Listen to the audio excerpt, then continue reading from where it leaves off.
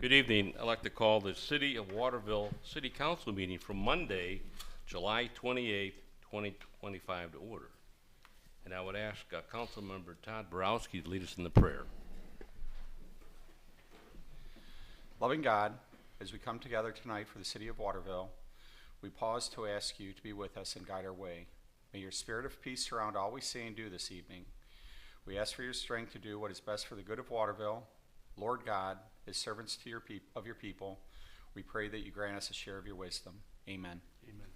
Also, I'd ask you to rise, and I'd ask our Executive Director from the Chamber of Commerce, Michelle Smith, to lead us in the pledge.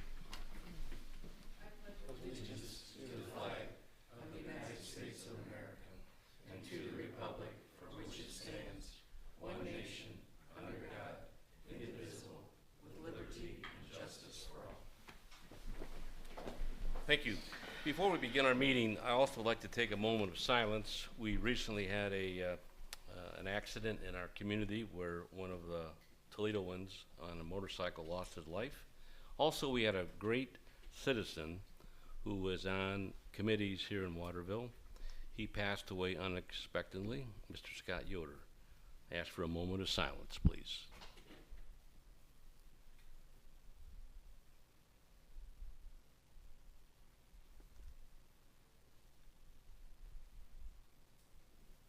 Thank you. Next is roll call. Mrs. Duncan? Here. Mr. Borowski? Here. Mr. Fry? Here. Mayor Pedro? Here? Mr. Wagner? Here. Mr. Rosick? Here. Mr. Bruno? Here. Good. And next on our agenda is the approval of the minutes. Before we do that, I would like to make a note. There will be a slight deviation from our agenda. We will have an executive session. However, it'll be held after the staff reports. So,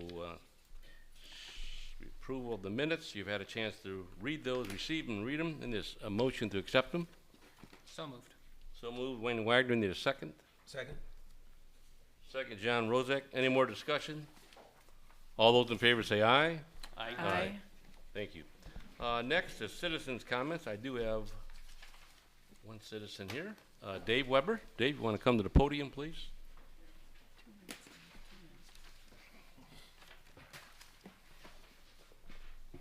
Can you hear me okay? Yes, sir. Okay, well, most of you know me already. Name and address. I'm Dave Weber.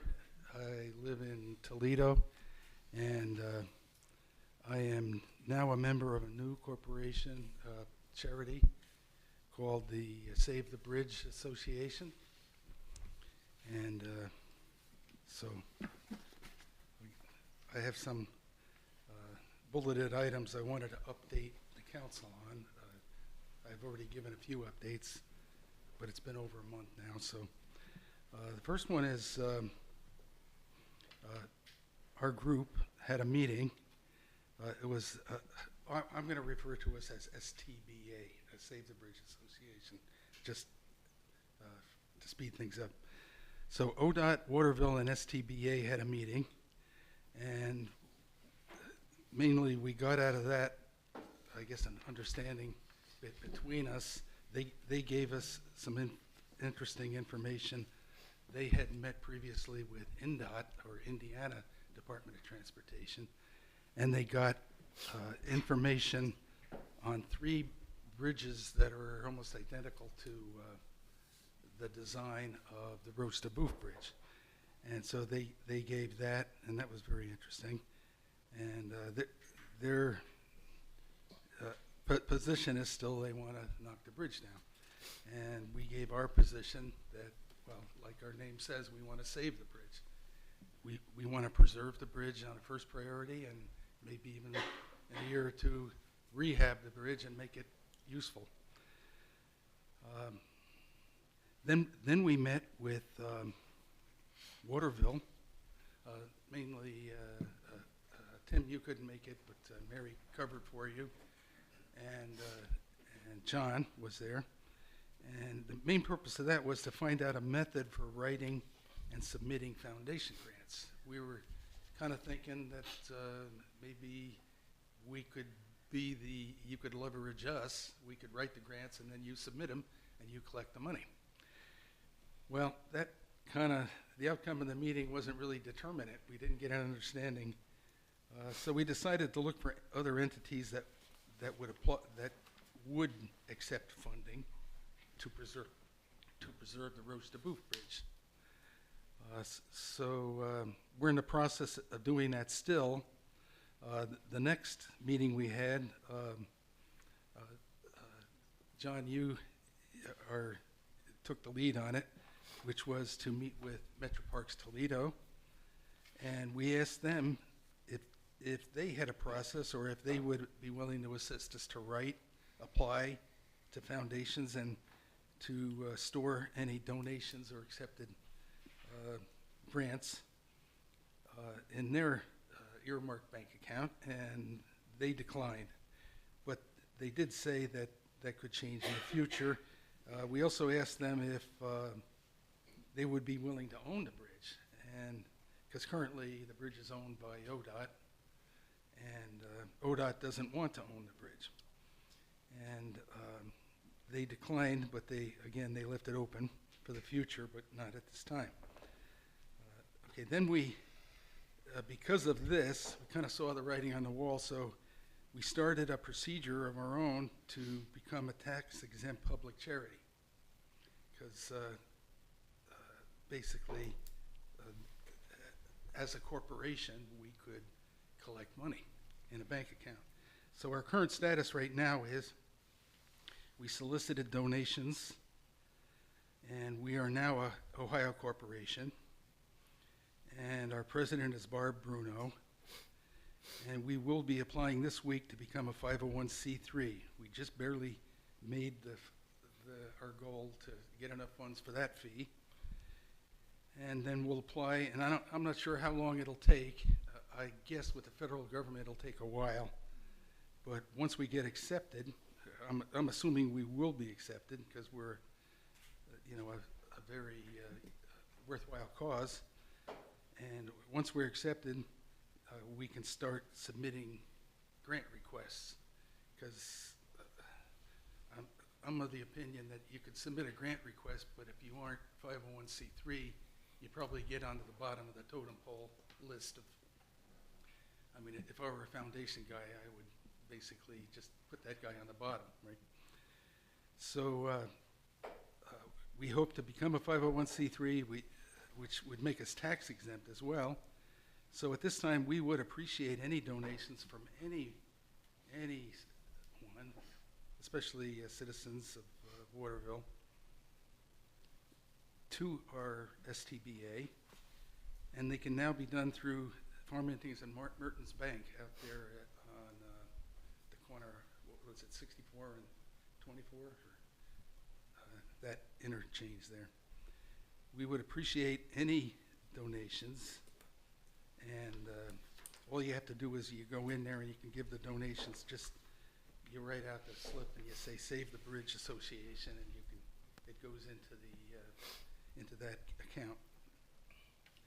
We welcome any new members, as always, and especially those with grant writing expertise or bridge construction expertise, or really any expertise, because we're we're forming up and we're deficient in many ways. Our association's immediate two sub-goals are get funds needed to make the bridge safe and maintain it enough to reduce future deteriorations. So basically, ODOT has an immediate problem, and we got them to delay, but they still have the problem, which they think it's unsafe, especially for kayakers. And then the second sub-goal is find an owner. In other words, someone willing to take up ownership from ODOT.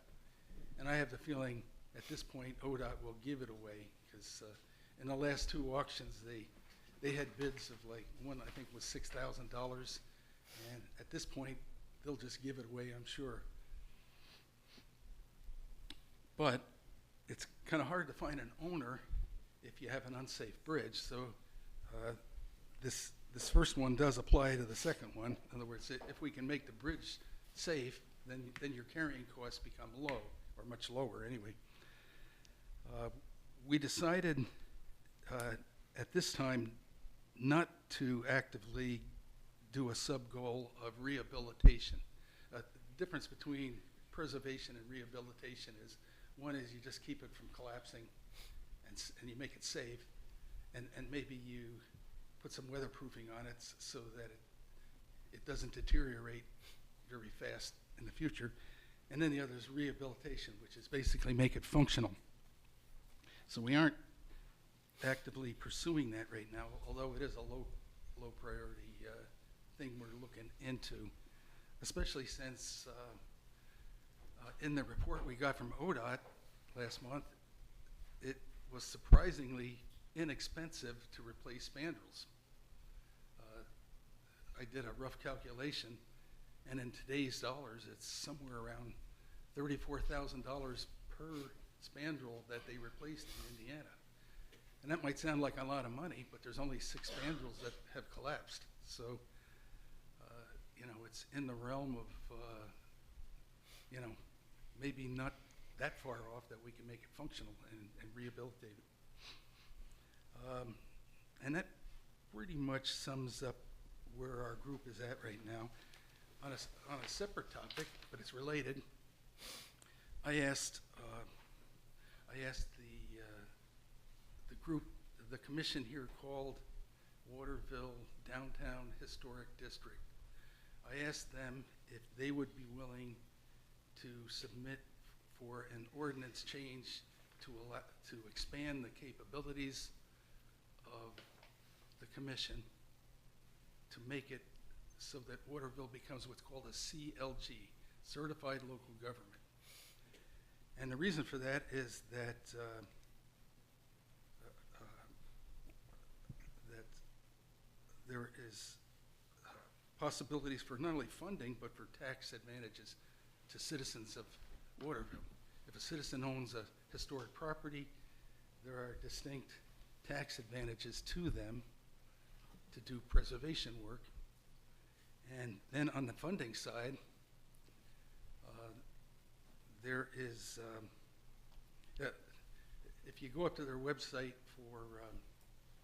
for CLG, basically it was set up by the federal government, and each year there's $150 million that's collected from, and it comes from oil leases, you know, those platforms out on the Gulf of Mexico. So basically, they collect, the federal government collects money from that, and it's earmarked specifically for historical preservation. And then from there it trickles down. And there's an apportionment to it, and I don't know exactly what the formula is, but it takes into account, first they apportion it by state level, so it goes to Ohio SHPO, which is the State Historic Preservation Office. And then it trickles down from there. SHPO was supposed to assign half of that to CLGs. Well, CLGs are just places that say, you know, we're historical here, and we have a plan.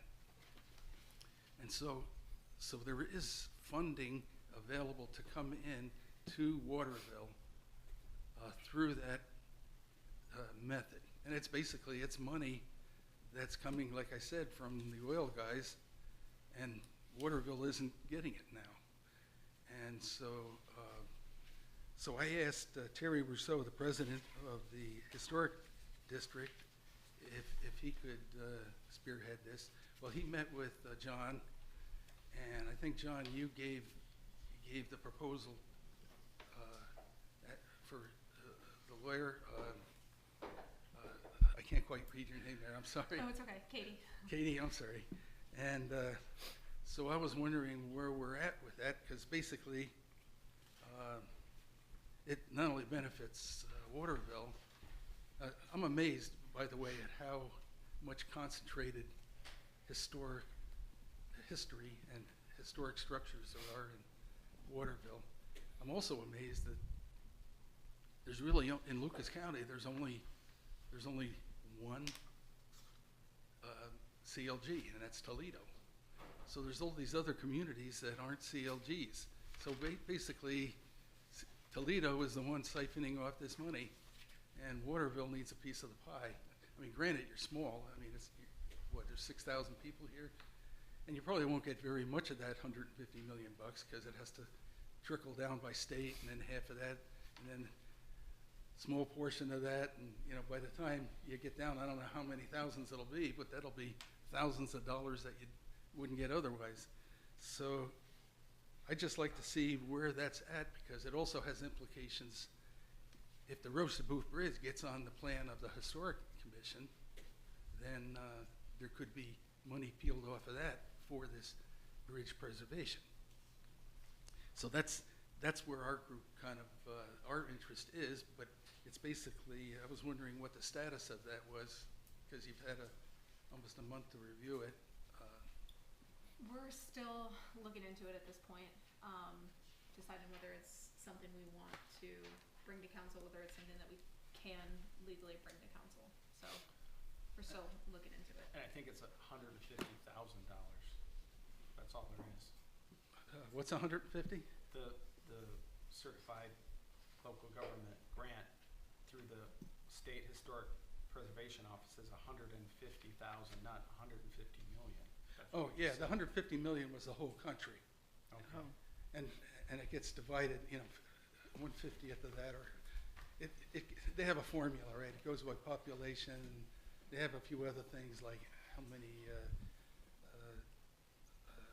low income people and how much history there is there. But Waterville has a boatload of history, and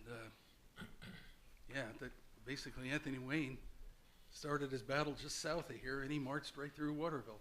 Waterville wasn't here at the time, but this whole area is just dripping with history. So, I originally came into this through the Maumee Valley Heritage Corridor. So heritage was my big thing, but now, I'm not associated so much with that. We have a separate corporation, and but heritage is still big on my thing. I want to get storyboards up and teach all this. Dave, why don't you let our administrator and our law director look into it further, but just as a word of, I guess, clarification, the city has been very successful at obtaining grants, and it's just a matter of, like Katie said, making sure it fits the mold. So give us some more time, and I know we've been communicating in the last several months. So anything else? Well, yeah, there is one thing. I was looking on your agenda, and it kind of surprised me. You had an item here for a resolution, and it regarded the Roast Beef Bridge. So I would like to ask that the council keep our president intimately informed on anything that has to do with the Roast Beef Bridge, because we're intensively working on it. We don't want to be blindsided by anything. I don't know what this resolution is, but I guess I'll find out when you get to it. Yeah, and so there, like we talked on the phone today, there's lots of parallel tracks, literally, being discussed. The ODOT they own the bridge, and we have to obviously communicate with them, but at the same time, the city has to look at other alternatives. And so there are some other options, like we've been discussing, what might happen. So there's probably 3 or 4 thinkings or tracks that we're planning. We do have some time on our hand. The governor gave us about a year. We're chewed into that. We're probably 6 to 7 months into it now, but I'm confident at the end of the day, the committee that's been meeting and organizing will come up with some type of a plan going forward. But we do need to look at all kinds of options going forward. Okay, well, just to be clear from our side, our group mission is in the name. We want to save the bridge. Right. We don't want to destroy the bridge. We don't want to destroy half the bridge or 2/3 of the bridge. We want to bring that bridge ultimately back to full function. But in the short term, we want to preserve the bridge. We want to mothball it so that it's safe, and then we can work to get more funding. It's going to take more money to rehab and make it functional for a bike path, for instance, and to just, keep concrete from conquering people. So, Okay. Alrighty, thanks, Dave, thank you. Thank you, Dave. Next is, that's the only citizen comment that I have, request. The next is our staff reports. We'll start with our administrator. Thank you, Mayor. Council has a copy of my report. A couple items. When we started the 2025 city paving program, I mentioned that we were going to meet with the neighbors that are off the alley between Farnsworth and Michigan. So we had our meeting on July 29th. We had maybe 4 or 5 people come to the meeting, but the outline of the plan is on the table there, and so we made an effort to meet with the residents and answer questions about getting into their garages up the alley and timing of the project and things like that. So we are, I guess our schedule is, we would start some preliminary work tomorrow, July 29th on that. So I wanted to mention that, and then also along with the staff, I had a pre-construction meeting with Brightspeed. Of course, they want to update all the fiber optic lines in Waterville, so they're going to be doing that this summer. And so there's, we met with them to let them know that they have to notify residents if they're going in their backyards and things like that, even though there might be existing easements in those backyards that they have to let the residents know, and they mentioned that they would give between 7 and 3 days notice. If they're on a street, like in 3 to 7 days, we're going to be working on the street, and we might have to gain access to your property to upgrade the fiber optic that exists in the rear yards of some of the properties. So like Mill Creek, for example, that's on the list of upgrades. I mean, hopefully your internet will be better, but is it worth the aggravation? I don't can know. only hope so. So, We aren't paying anything for that? no. Okay, No. I didn't think. Except so. you, Mary, we're gonna, I want better internet. And then, of course, they have to restore the lawns and things like that, which, of course, they say they'll do, but we'll see what happens there. So that should be starting at any time. So if council has any other questions. council, I'll start with Mr. Bruno. Nope, none. Todd? Just real quick on Brightspeed, did they start putting line, like doing pre-construction with some of the lines last year? No, we have a Waterville Swanton widening, so some of that work was done last year. So some of the utilities have been moved for that. Maybe that, you might be thinking of that. They've also been doing overhead work, which, they don't really need, we don't really need a whole lot of consultation with them on. If it's overhead, they just, That's what I was asking. Yeah. So I don't know if they did overhead last year, because I've had a spool of fiber optic on a pole in front of my house for 7-8 months. well, hopefully it'll, if we know it's Brightspeed. Yeah, it probably is, Probably I'm is, guessing. yeah. Yeah, okay. Yeah, thanks, John. Right. Wayne? All good. John Rosick. John, you probably answered my question. I was going to ask you about, there were last week 3 guys with yellow vests on from USIG, I think it is USIG, putting flags along Village Parkway in the backyards. Was that part of that deal? Yeah, they're probably marking out the easements for Brightspeed. Yeah. They didn't tell us they were coming, but that comes when they actually start digging. Is that when we're notified? Yes, that's the idea. That's why we wanted to have a meeting, and like I said, in an ideal world, that's what will happen, but let's hope they follow through with that. Yeah. The other thing I noticed, there are traffic count strips on the old trail, just from Dutch Road to Canal. There were some traffic count. Do you know what So are they that's counting? probably the county engineers doing traffic counts for the roundabout at Dutch and the Oh. trail. Yeah. Okay. All right. Thanks. Mary? Is Buckeye Cable also running fiber, or just Brightside, as far as you know? Brightspeed is Or doing the Brightspeed, big sorry. project. Buckeye hasn't said they were doing anything, major. They put it in the paper. Um, They put it in the Blade. We're bringing fiber optic to Waterville. I was like, okay. I haven't heard anything, so, okay, thank you. All right, next we have our law director, No report this evening. our finance director.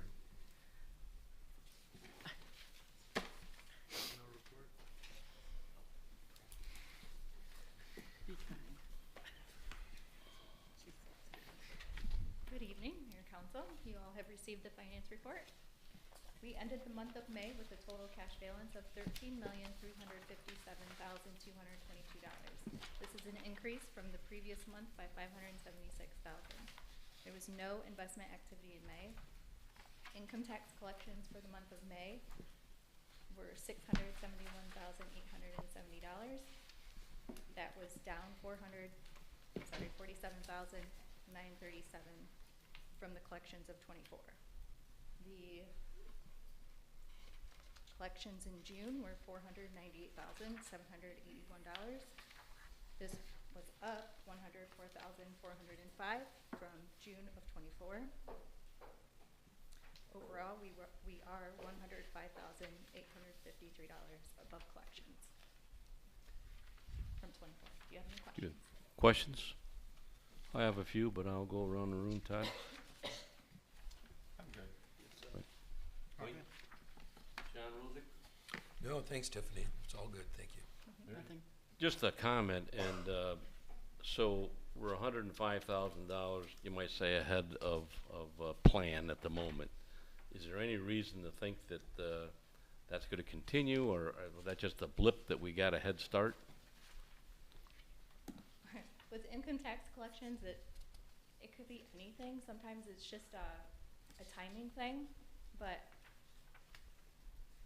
I think that it's probably gonna be around the same as the ending Okay. balance. Yeah, I all don't right, think thank it's you. All right, thanks, Tiffany. You're welcome.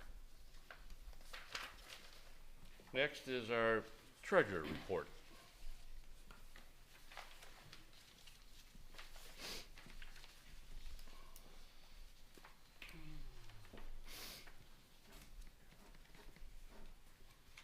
Thank you, Mayor and members of council. We do have the month of May reconciled out. And again, as Tiffany mentioned, we're at about $13,350,000 in terms of our total balance. Primary reason for that, we're up about $550,000 over last month. The primary reason for that is we got about a $400,000 check from the county for our EMS services, for the first time. That changed this year. So that's the primary reason we're up, quite a bit this month. Without that, we'd be up a little bit, which is very consistent with where we're at in prior years. So again, when you look across, you see the general fund still very healthy. Same with the capital fund. Water and sewer funds are, I guess I'll say they're holding their own. So we had dipped a little bit, but it's kind of come back a little. So, but again, I think we still need to take a look at that out in the future, the water and sewer fund stuff. But otherwise, right now we're holding our own, and that's the end of my report. Okay, questions for Steve? Thank you, Steve. Thank you, everyone. All right, thanks, Steve. Next is our fire chief.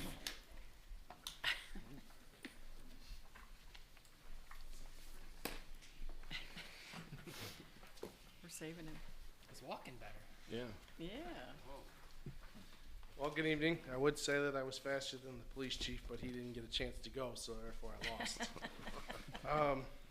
You have a copy of my report. I only have two things to add. I attended the Ohio Fire Chiefs Conference, the week-long conference. It was a good conference to attend this year. We also got to attend the first graduation Waterville's had from the Ohio Fire Academy. So we graduated our first firefighter from the academy. So we got to attend that graduation, and it was pretty cool. Brian Pearl graduated from there, so that's all I have to add. Good. Questions for Doug? Quick question, Doug. So I noticed mutual aid received, run 479 to 490, about 25% of those 11 runs we needed mutual aid. Were we down a few people at that time, or? So it can depend on many different things. I think she tries to list in there. I'll have to pull my report. here. Crews on another call. Yeah. It's just So- odd that it was so So many. when crews are on the call, all this happens all the time. So Does if it we really? can't get backfill from the few volunteers that we have, obviously I was on light duty, which takes somebody else out of it. When that happens, we have to call for mutual aid. We only have so many units Yeah. and so many people. The hard part is to be economy to scale. If we were to staff 13 people, all the time, yeah, we'd have all these calls answered for just these 11. But the rest of the year, they're not needed that you're paying for 13 Yeah, people. okay, So I that mean, makes sense. the point of the co-op is to work well with others and cover the area together as a team. And so that's kind of what's, taking place.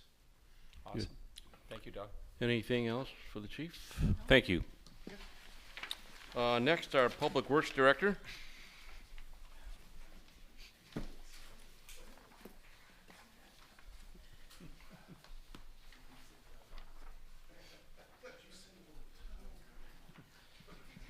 Thank you, Mr. Mayor. Good evening, everyone. For the paving project, fire station's done. Cedar's just about done. Conrad Park is in progress. They haven't started the alley yet.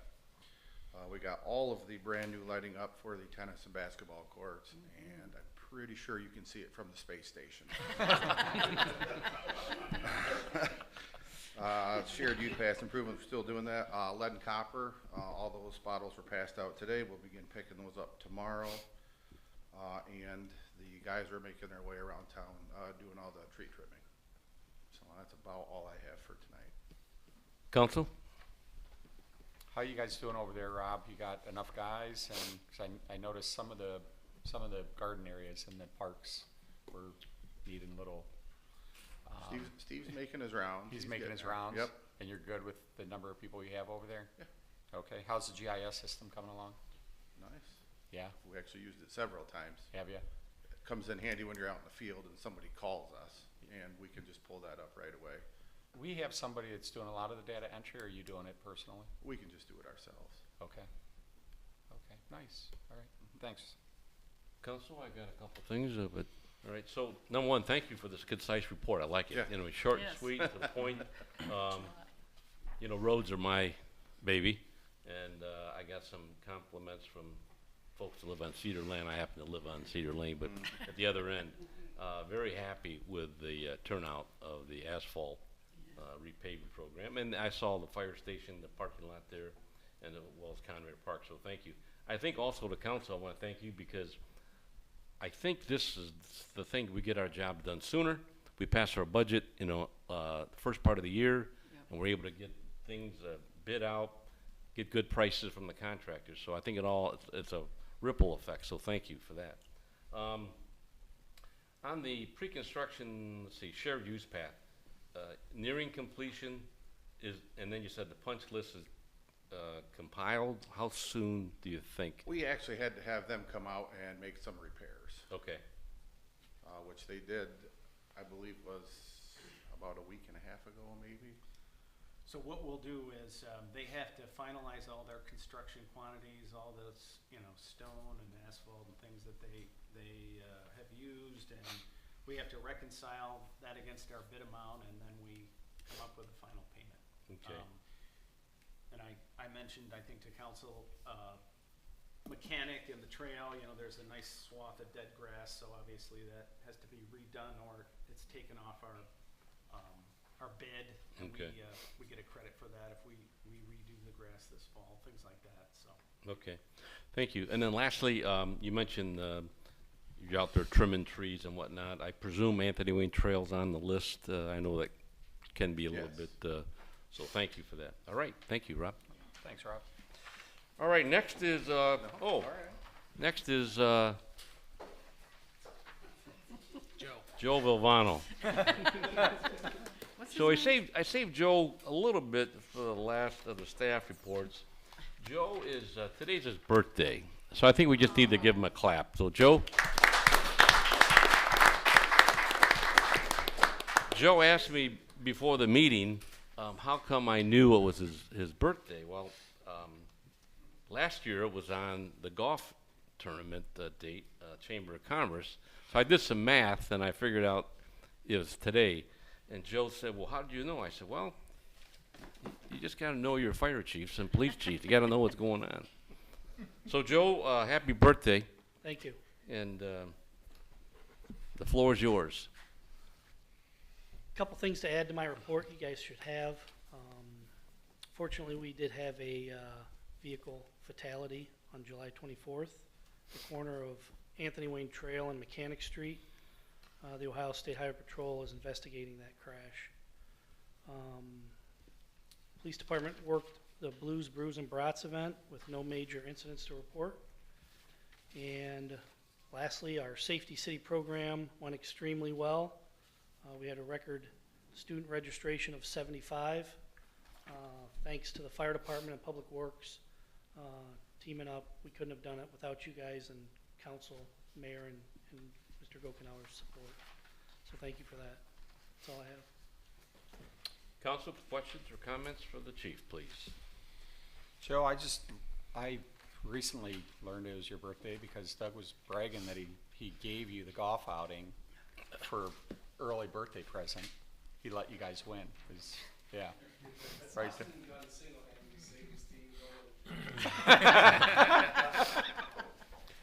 It was a long day. Yeah.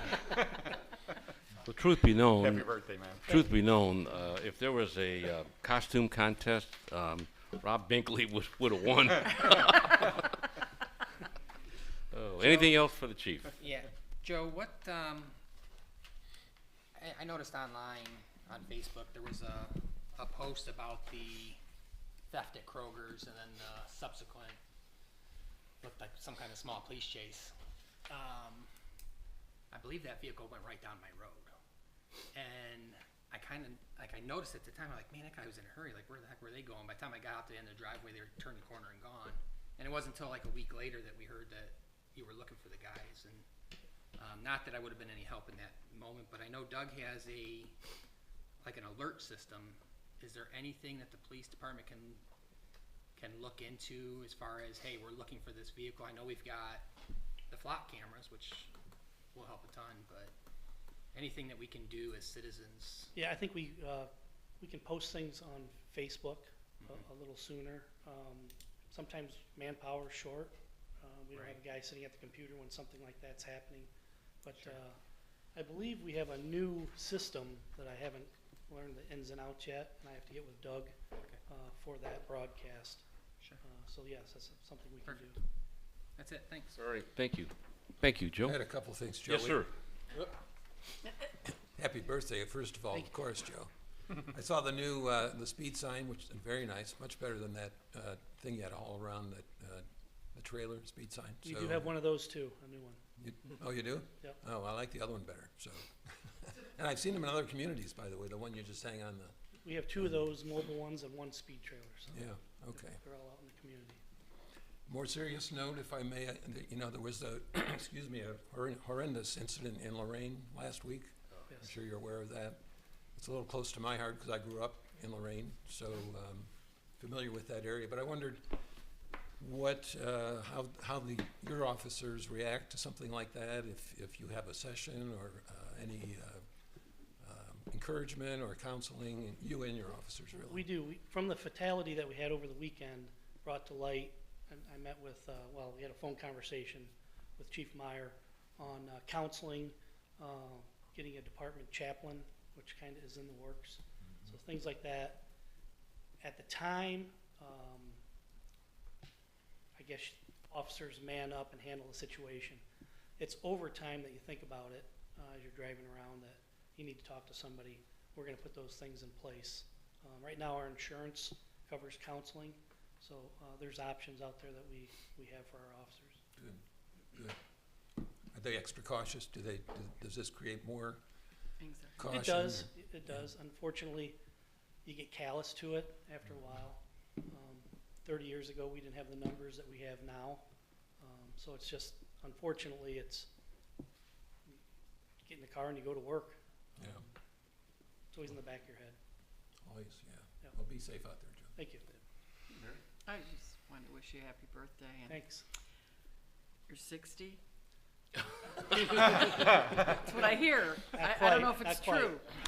Almost. We have at least 5 more years with you, minimum. Yes. Tough crowd, isn't it, Joe? Just wanted to double check. Joe, you Remember, better, I have access to Facebook. So I can post happy birthday wishes to you all.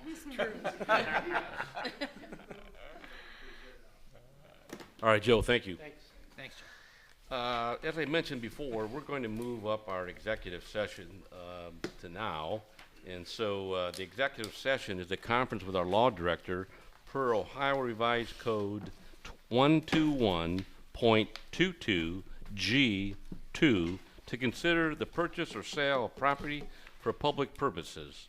And I need a motion to move into executive session. So moved. So moved. Need a second? Second. Second. It's been moved and seconded. Roll call.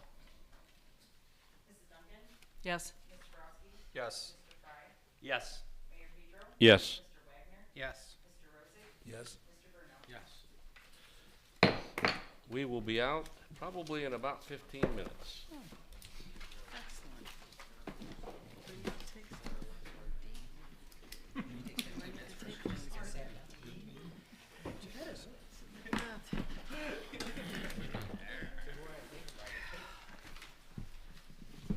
If Joe would have bought cake and ice cream, we, could have.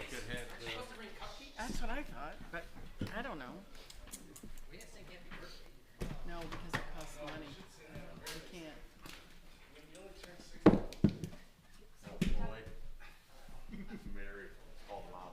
I had to. Somebody had to. Doug made me. I'll be last because I missed. Oh! Girl. You guys are gonna be mad. What's that?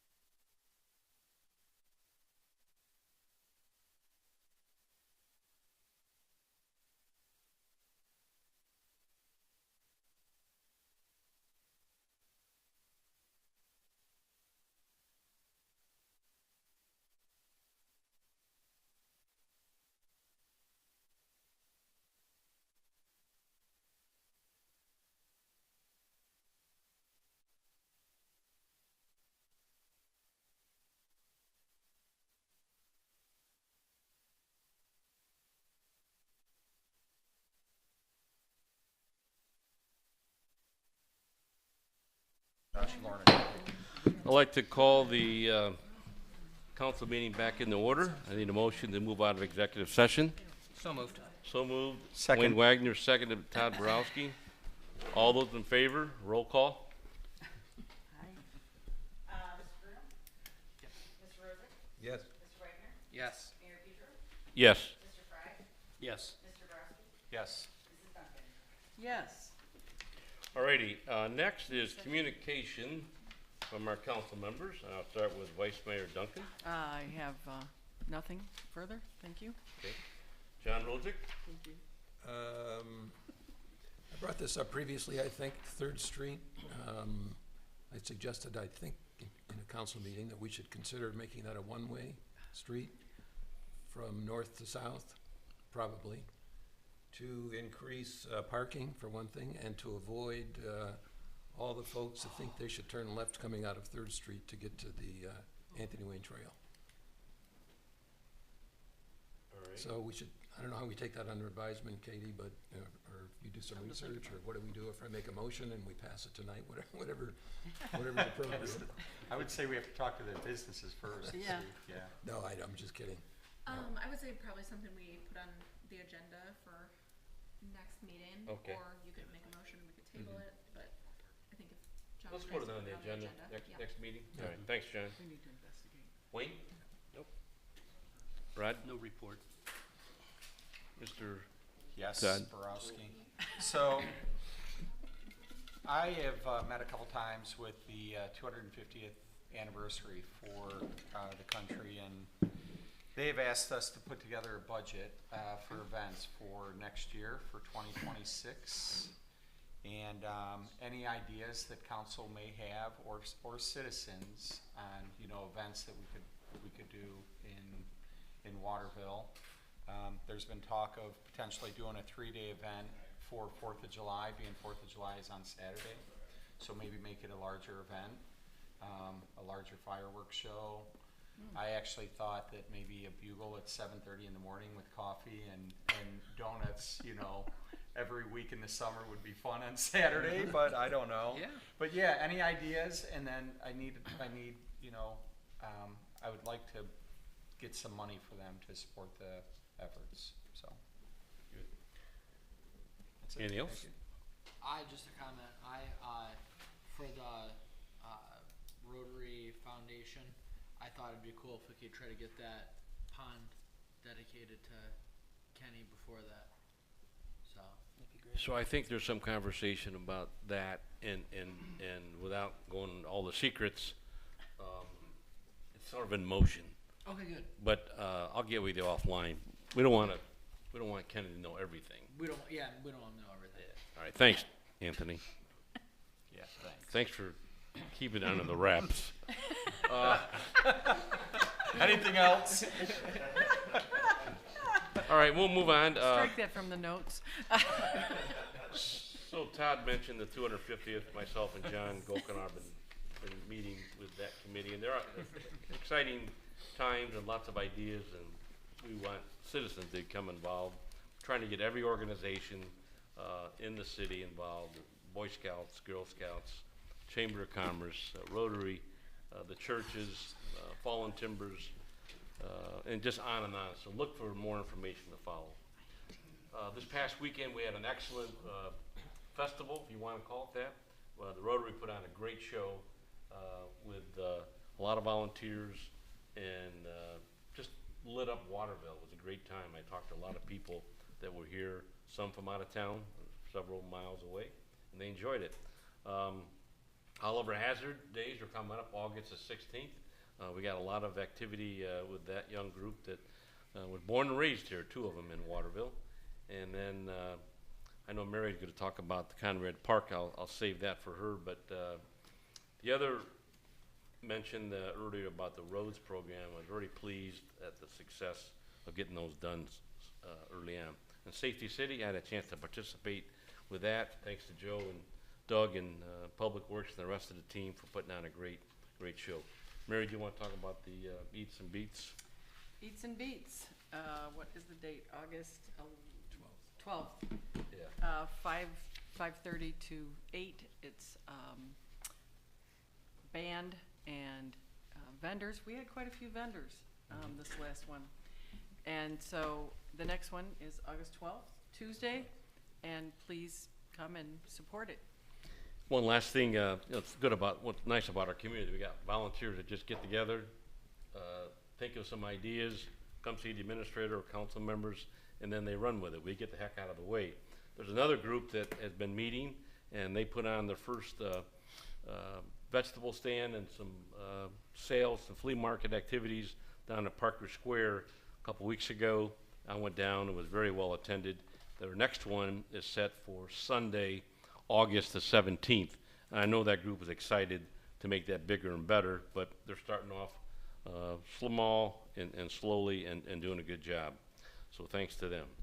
Alrighty, next is old business, and this is ordinance number 0525, a zoning change from agricultural A1 to mixed use business district C4, and a conditional use permit application for a proposed semi-truck fueling terminal / parking facility and convenience store.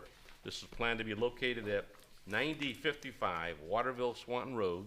The first reading was scheduled and held on June 9th. The second reading was scheduled for June 23rd. And the third reading, the public hearing, is legislative action, and administrative action is scheduled for tonight. I know we have the applicants in the audience, so I would invite you to the podium if you'd like to make some comments. Please state your name and your address. Good evening, Greg Peltz. Address is 3309 West 162nd Street in Cleveland. Again, my name is Greg Peltz. I'm a lawyer with the law firm Bricker Graydon. On behalf of my client, Quick Trip here, I'm just going to give brief introductory remarks. I know we're getting late in the night here. I did want to ask if everyone had gotten, on Thursday or Friday, I believe we had sent an informational packet to the city administrator. Did all the council members get that informational packet? It was just additional materials. So we did, the administrator did receive it. The packets for the council members were already en route to being delivered. So we have not reviewed your latest information, but we want to hear about it tonight. Well, if does anyone need a copy? Because I brought enough copies for everybody. Sure. Okay. Do you mind if I approach? I think that's this. this copy, isn't Yeah. it? Yeah, I think we all have it. We have the short one, yeah. Yep. We Yep. just don't have the one that goes with Yep, this. all right. We don't have this. It's like 170. I would never do that and send a long one. I just wanted to give just brief introductory remarks. We'd ask that this is kind of like a two-step process here. We'd ask that City Council, after hearing all this evidence, adopt the zoning change from agricultural 1 to C4. We think that that is consistent with the comprehensive zoning plan from 2012. And we'd also ask that the city grant the conditional use permit. We feel like we meet all of the requirements of that conditional use permit. I'm going to pass it off to the experts. Rob Sweet's going to talk, Robert Matko, and then Ali Bukris as well. And they all have their individual subject matters. Before you step away, council, any comments or questions for this gentleman? All right, thank you.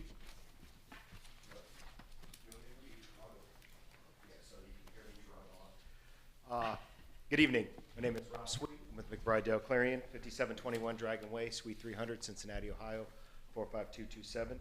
Working on the zoning piece of this project and some of the items that are associated with the development plan.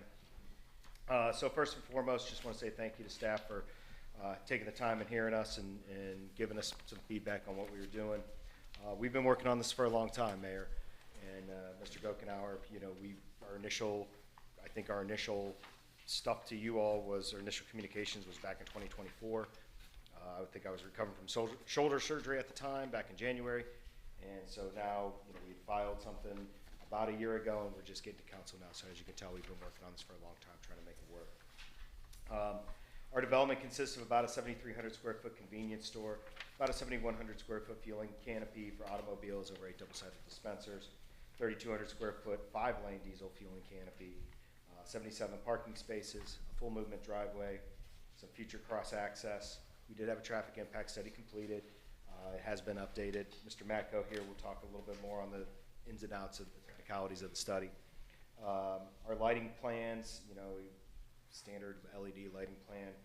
Landscape, we're proposing about 71 trees, about 300 plus shrubs. And our signage, we feel, is consistent with what's out there on the east side of the interchange. It's actually probably a little bit nicer, a little bit less intense. You know, everything's kind of ground mounted and keeping to ourselves. We submitted the application and for rezoning, and you know, at the time that we did this, it was submitted based on the 2012 comprehensive plan. So that plan's about 13 years old. I've got offspring about the same age as the plan, and so you know, I know what they're going through, and a lot of stuff has changed from 2013 to now. And you know, we had a number of historical events and changed the way that development works. A couple items, you know, this is in the US 24 concept plan area, again, based on the 2012 plan. And this area is identified for retail and mixtures of retails and things of that nature, and promoting economic growth. But this, you all really haven't seen anything perspire on that side. And we feel we want to be the catalyst for you guys to start that development on the west side. You know, the plan states the mixed use and the integrated commercial. Let us be the framework for that. Let us be the first one in to kind of kickstart that commercial mixed use platform. You know, there was a little talk about landlocking parcels, and we'll get to that here in a bit. The plan discusses a handful of visual characteristics. Architecture, you know, we feel our building architecture meets the standard, or meets the identity of what y'all are looking for. Go ahead and pull this up. Brick architecture we use throughout. We also use screening parapets on the rooftop, utilizing, you know, awnings over top the main entrances to kind of promote that main entrance feature or entry features. You know, similar architectural style that's throughout our site. This is reflected in our canopies and our dumpster enclosure. We feel like we've got a landscaped, well-connected parking area. There's some comments in the comprehensive plan about sidewalks and pedestrian activity. You know, in this area of Waterville Swanton Road, there's no pedestrian connectivity out there. We are providing a stub to the right-of-way for eventual connections if and when a path ever goes in, or if and when those improvements ever come. You know, the excessive parking requirements, we feel we don't feel it's excessive. Quick Trip has their own internal requirements. We feel we meet those. And we're providing the minimal amount for us. We could probably trim some fat if need to, but you know, we feel that this is the minimum that we need. Lighting and signage we feel is respectful. Minimal signage, we're still meeting code, and you know, we're incorporating use of some best environmental management practices. In regards to the special use permit, you know, we can go through those 4 standards. You know, we feel these are kind of a little subjective, but we feel we meet a majority of them, or we meet all of them. We feel it's a great location for it. You're right at the interchange for the type of facility that we're building. It's not in a neighborhood. It's not in an area has significant residential development. It's at the interchange. It's complementary both to residents and for travelers along US 24. You know, we feel that this is located to kind of screen the truck area back behind the store. We are providing landscaping throughout the site to kind of help bolster that screening. We've designed the site so we're minimizing the conflicts on site between the trucks and the automobile vehicles.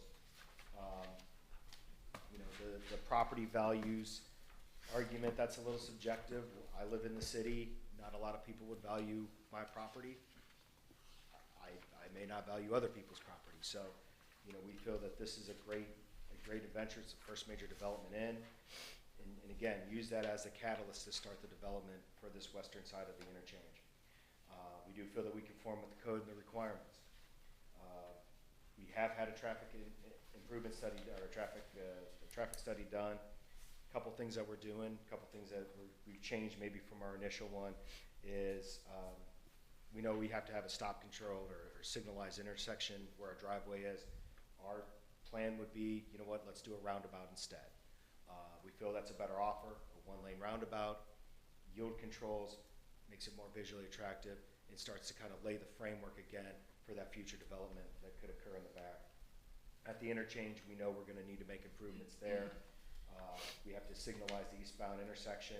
We're proposing to signalize it. We're also proposing to, right turn lane, 225-foot right turn lane onto US 24 eastbound. Along the corridor, we'll be setting signalizing and update timing. There were some concerns raised in the last meeting about us landlocking properties. A couple things to keep in mind: with no development, those parcels stay landlocked as they are. Now, sure, some of them are owned by the same people, but with this development, we are providing a shared access point and an avenue to get people and folks back there if and when those properties ever develop. Those properties are still all zoned agricultural. They'll need to be rezoned if there's any kind of development that comes in there.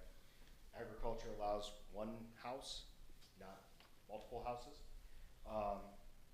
And by providing that cross-access easement, we can provide it wide enough that if it ever needs to become a city street, we can make it become a city street. We're willing to do that. We're willing to help. We're willing to do the stuff that we need to do to make it happen. The other item, and as we start to button this up, we feel that this is a great project for the area. Again, first in, let us set the table for you all. Let us be the catalyst for you all as you guys start to formulate your plans and formulate what goes on out in that area. Again, kind of closing this up, we feel the request meets the intent of the plan. We feel that we meet the special use requirements.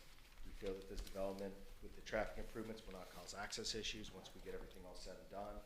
We feel it's a great investment, brings in jobs, raises the tax base, raises the property tax base for everything that's going on out there. Happy to answer questions once you've heard from us, but that's my piece, and go from there. Trying to be cognizant of your time. Council, questions? Are we taking questions now, or do you want to wait till everybody?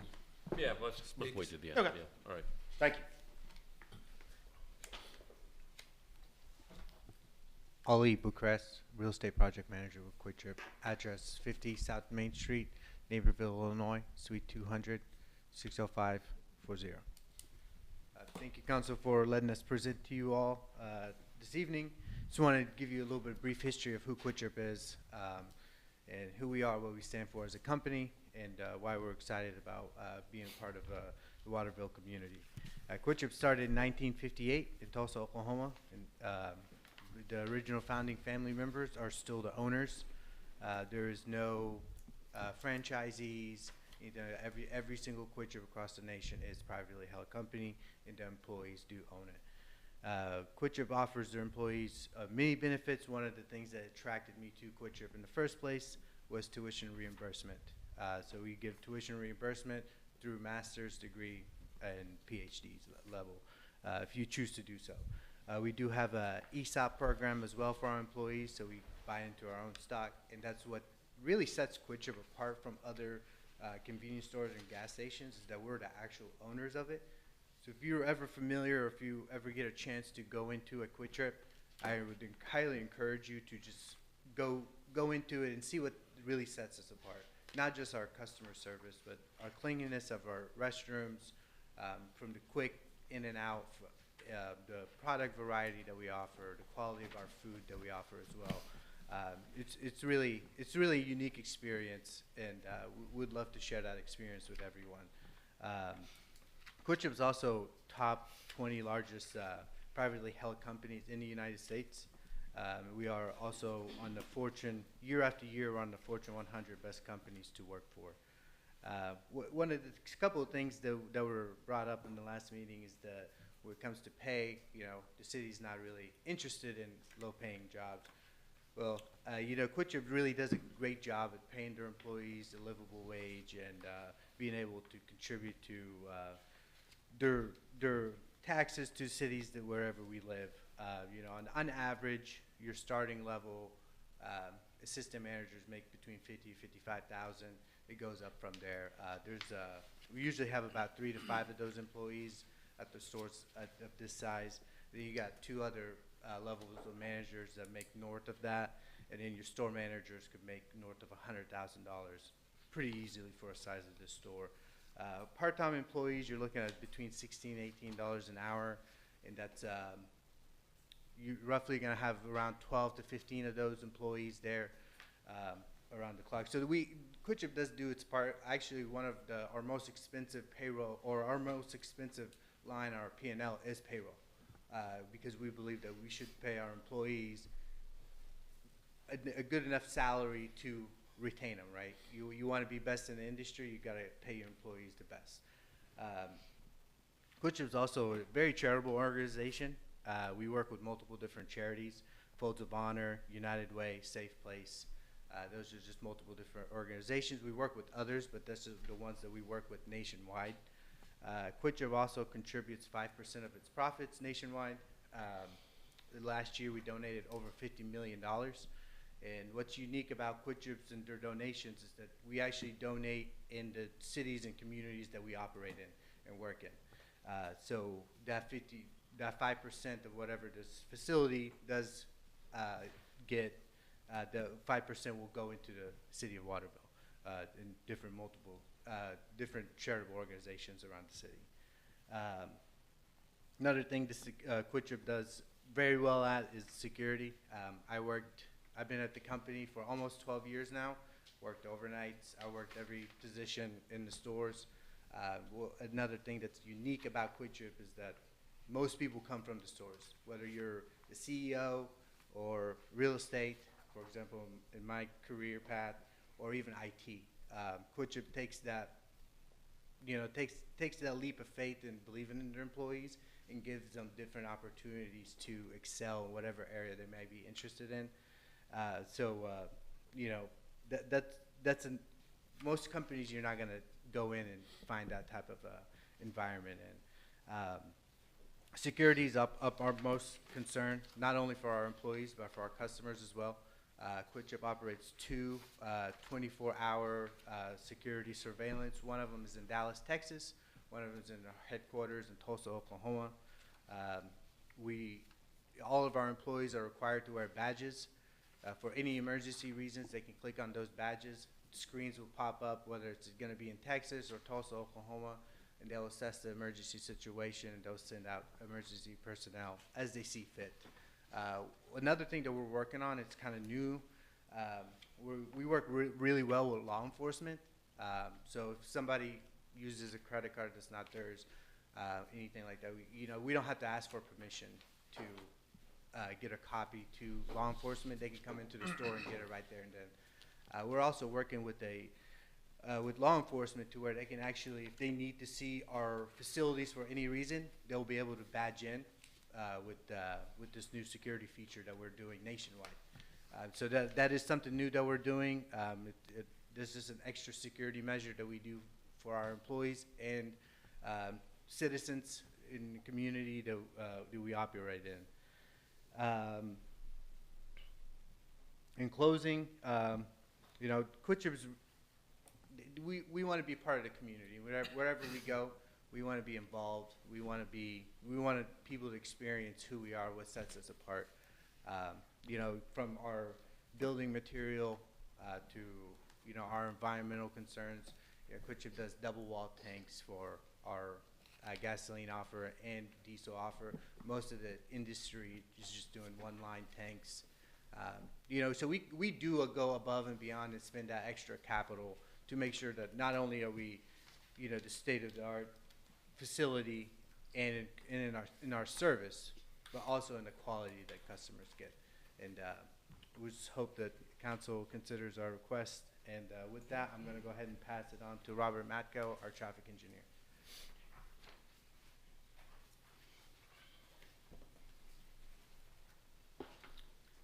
Good evening. Robert Matko, CESO, 13060 South US Highway 27 in DeWitt, Michigan. In the last meeting we attended, we received comments at that time from, I believe, Mr. Gokenauer. And since then, we've had a chance just to go back and address those comments. We do have an updated traffic impact study. What I'd like to do, and I believe Mr. Sweet gave away some of the improvements we're doing, but specifically we went back, took some of those comments, concerns, and really tried to address those to make you feel a lot more comfortable about the traffic and how we're going to handle it. And exactly how we're going to handle that traffic is we understood concerns about the traffic signal and whether ODOT would allow the signal that close to their ramp is, I guess, doesn't really matter because you all felt that a signal was not right for you. And so we went back to the drawing board. Obviously a roundabout, there's, I guess the main drawbacks with a roundabout are the right-of-way that's needed, but we can take care of that if we had to offset it a little bit to our side of the road. And of course, construction cost, but in the scheme of things, to improve this location without signal control, really the only way to do that is a roundabout. So we would propose a single lane roundabout. Again, those are obviously fairly expensive. They do require additional right-of-way, but it did take the level of service and even improved it slightly more than the traffic signal. So it really funnels traffic through the system a lot smoother than a traffic signal, and obviously a lot less delay. So we feel that that would be an appropriate solution for the site driveway. We then went back to the ramps, and we'd be looking at the eastbound on-off ramp, installing a traffic signal there along with a westbound to northbound right turn lane, and that also really drastically improved the levels of service at that location. And we do feel that traffic-wise, we have the whole corridor at this point operating in the level service B as in boy condition. It really can service a lot more traffic with the roundabout in there. If you think about it, if you've driven through a roundabout, really there's minimal delay. You just keep everything moving, and this is a three-legged roundabout. I'm sure if something did develop later on the opposite side, north side, then that could also tie into this roundabout as well. So we felt that was a really good situation to solve some of the traffic concerns there. I'd also just like to go through, I know Mr. Gokenauer, you also had concerns over the trip generation, and what I'd like to go through on that is, again, we're, by industry standards, we're to use the Institute of Transportation ITE trip generation manual. And for this type of development, use category 945, which is a fueling station component. Now, one of the things I know it was mentioned about the ADT traffic, and just note for the ITE trip generation manual, there's only one study that's been done for 24-hour traffic counts. So we do feel that's obviously an overestimation, but looking at drawing it back, looking at the AM and PM peak hours, I think I made a point at the last meeting when I discussed there are up to 76% of the traffic is pass-by trips. Now, granted, some of that will be diverted from the ramps, but we do have, even in the initial study, we have 70% in the AM was pass-by, and 55% in the PM, and that is on Waterville, on the east-west road there. So again, diverted trips from the ramps were 30% in the AM and 45% in the PM. So if you take the pass-by trips, which are trips already on the adjacent street, and you remove those because they're already there, they're just going to funnel into this development. We're looking at, in the AM peak hour, additional 2.38 cars per minute is what you would see this development.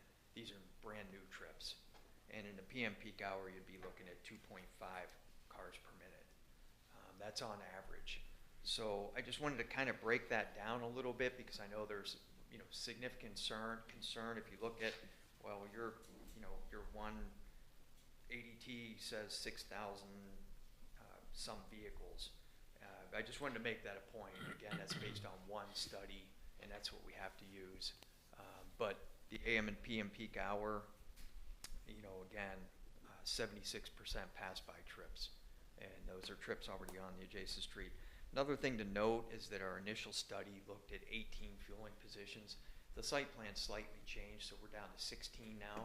So that did decrease the number of trips that would be generated by this development. So we do feel that with the improvements that we're recommending, with the slightly reduced number of fueling pumps, and we feel that the traffic can definitely be handled by the improvements that are being proposed. So, you know, we do have the updated study that you're welcome to receive a copy and review. But traffic-wise, we do feel we have some really good solutions. And, you know, here to answer any questions that you may have, and thank you for your time. Alrighty, yes, sir. Can I just wrap this up, Rick? I just wanted to put a bow on all of this and just say that, you know, I mentioned previously that, you know, we believe that we hit every mark on the rezoning and then we hit every mark on the conditional use permit. So we kind of have like a twofer here tonight, like a two-step process. Are we, you know, are we going to grant the rezoning? We think we meet that criteria. And I think Robert and Rob are addressing some of the direct concerns that wasn't before you guys, it was before the Planning Commission. The Planning Commission had expressed, you know, the enhanced traffic safety and maintaining traffic and roadway capacity. We think that a clarification from the Planning Commission was needed, so we wanted to address that tonight. So the Planning Commission's concern was traffic safety, roadway capacity. Obviously, more cars may lead to roadway capacity or enhanced, or I should say, the failure of traffic safety. We think 2.8 in the morning, correct? And about 2.5 in the evening per minute. We just wanted to elaborate that when you peel back that and look at a little bit, or with a little finer point, we think that we've alleviated those concerns. And I hope from Ali's perspective that you grasp that this is not just another gas station. And it's not another gas station, I think aesthetically too. I think the exterior, the interior, and obviously if you were to grant the conditional use permit, we would work with the review board and fine-tune things. But as it stands here today, I think it's aesthetically not like another gas station. And then lastly, Ali pointed out just the operations of the gas station. So I think on those two levels, it's not another gas station. Like I said, two-step process, so we think that you know, we are consistent with the rezoning. So we would ask that the board grant our rezoning. And then we think from the conditional use standpoint as well, we think that we hit all of the conditional use criteria.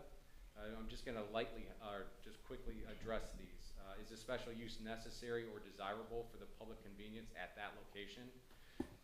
First off, we're kind of a two-parter here with the conditional use permit because we're a fueling station, so we're a permitted use, but because we're also a convenience store, we fall under the conditional use permit.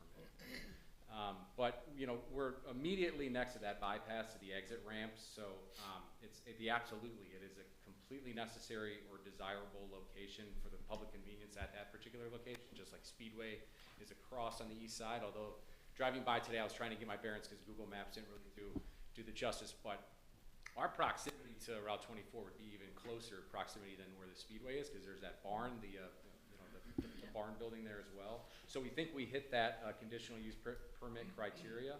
The second one is a special use is so designed, located, or proposed to be operated that the public health, safety, and welfare will be protected.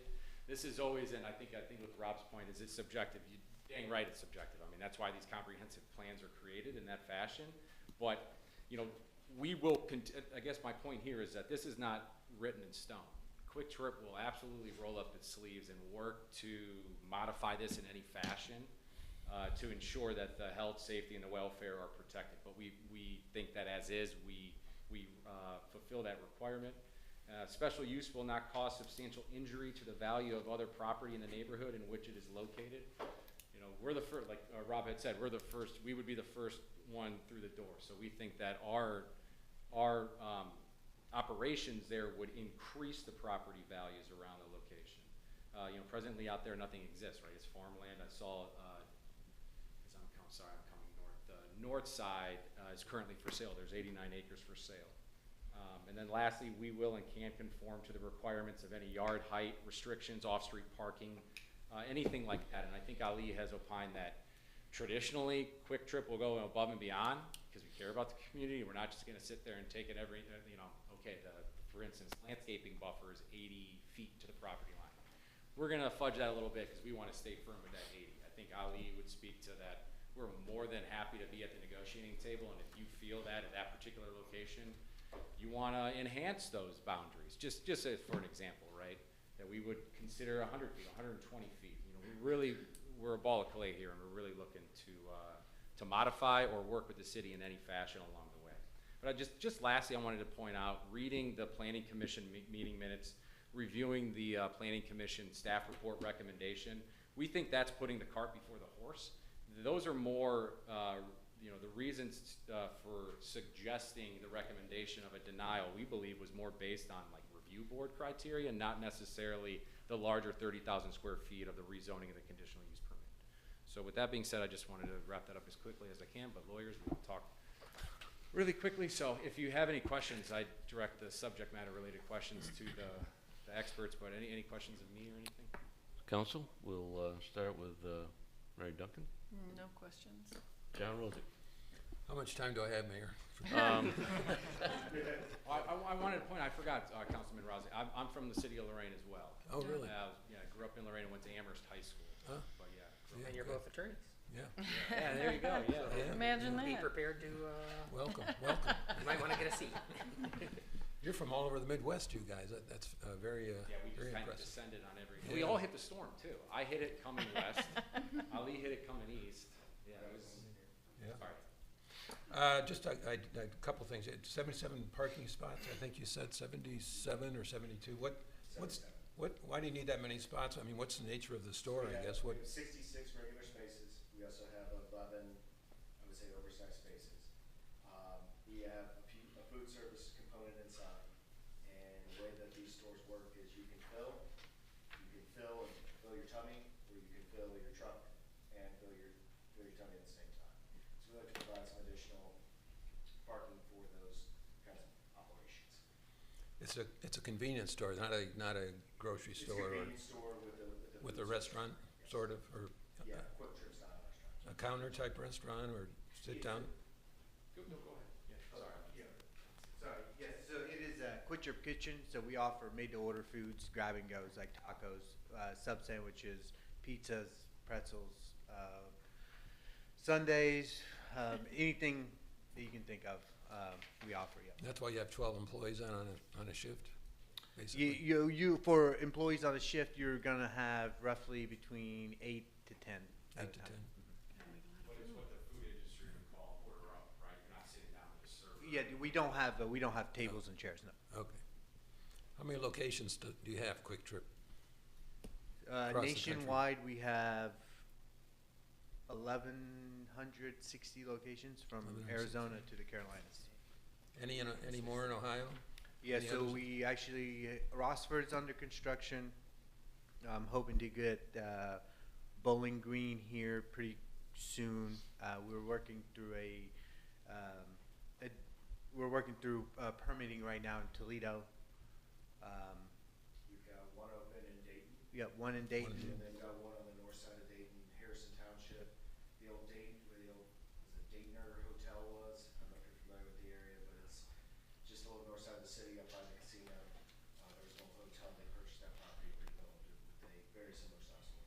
And then Lima, Ohio as well. In Lima also? Okay. Will you have overnight parking for trucks? No. No overnight parking? No overnight parking. No motors running 24 hours? None No, of that? absolutely not. Okay.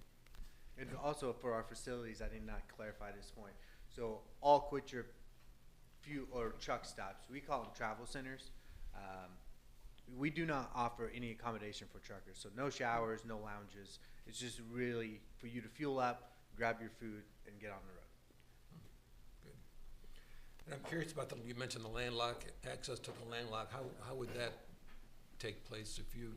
So currently, we have an option to purchase, right? We're gonna purchase the entirety of that parcel. That parcel's, almost 11 acres. Through that option to purchase, there will be an easement because the immediate south parcel would be landlocked, right? Yes. But it's shared ownership. So with that option to purchase, included in that would be an easement to allow access to the rear of the property. So that would cross your parking lot or your access? Right, so this is going upside down, so this is going north, so the rear lot would be here. No, it'd be there, yeah. So we would allow the easement, again, this is still under negotiation, right, because we have the option to purchase, but the easement would go along the western edge of our parcel. Okay. All right. Yeah, it's upside down. Yeah. Upside down. I get it. Right.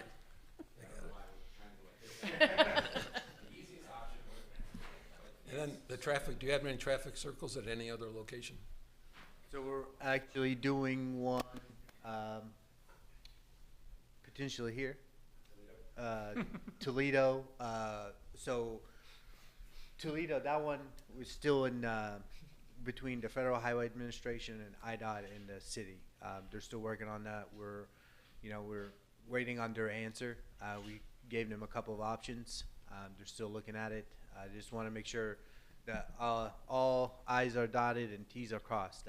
So they're also actually looking for a stoplight there as well, just because how much of limited access right of way, not to get into that development, how much limited access right of way will eat up into the Federal Highway Administration.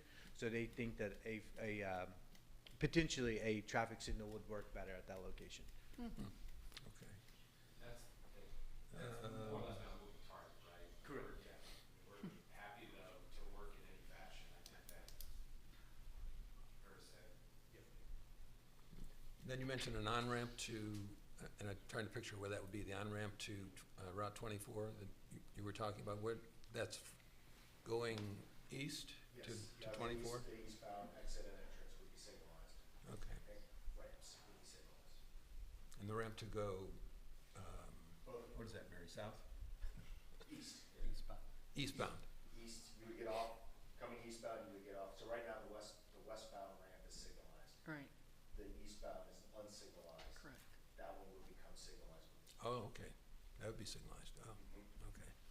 Have you talked to ODOT about all the traffic circle and the signals and so forth? Not yet. Yeah. It's a traffic question. Wait, I have my finger. I'm sorry, this question. Have you dealt with ODOT with regard to the traffic circle and the additional signaling? Well, they would more than likely defer to the city. Obviously, they would cursory review it just because it's close to their ramp. But really, since the city controls, the access and everything right there, I assume that the primary review would be through the city, but I'm sure ODOT would certainly want to look at it, as they obviously have roundabout experts as well. I know we've designed numerous roundabouts as a firm, so something like this would not be an issue going in there and could fit as well. So. One more question, Mayor, may I? I don't want to dominate here. You're good. Go ahead. What is the attraction of this location? Because we already have a Kroger gas station and a Speedway. What creates the interest in that particular location?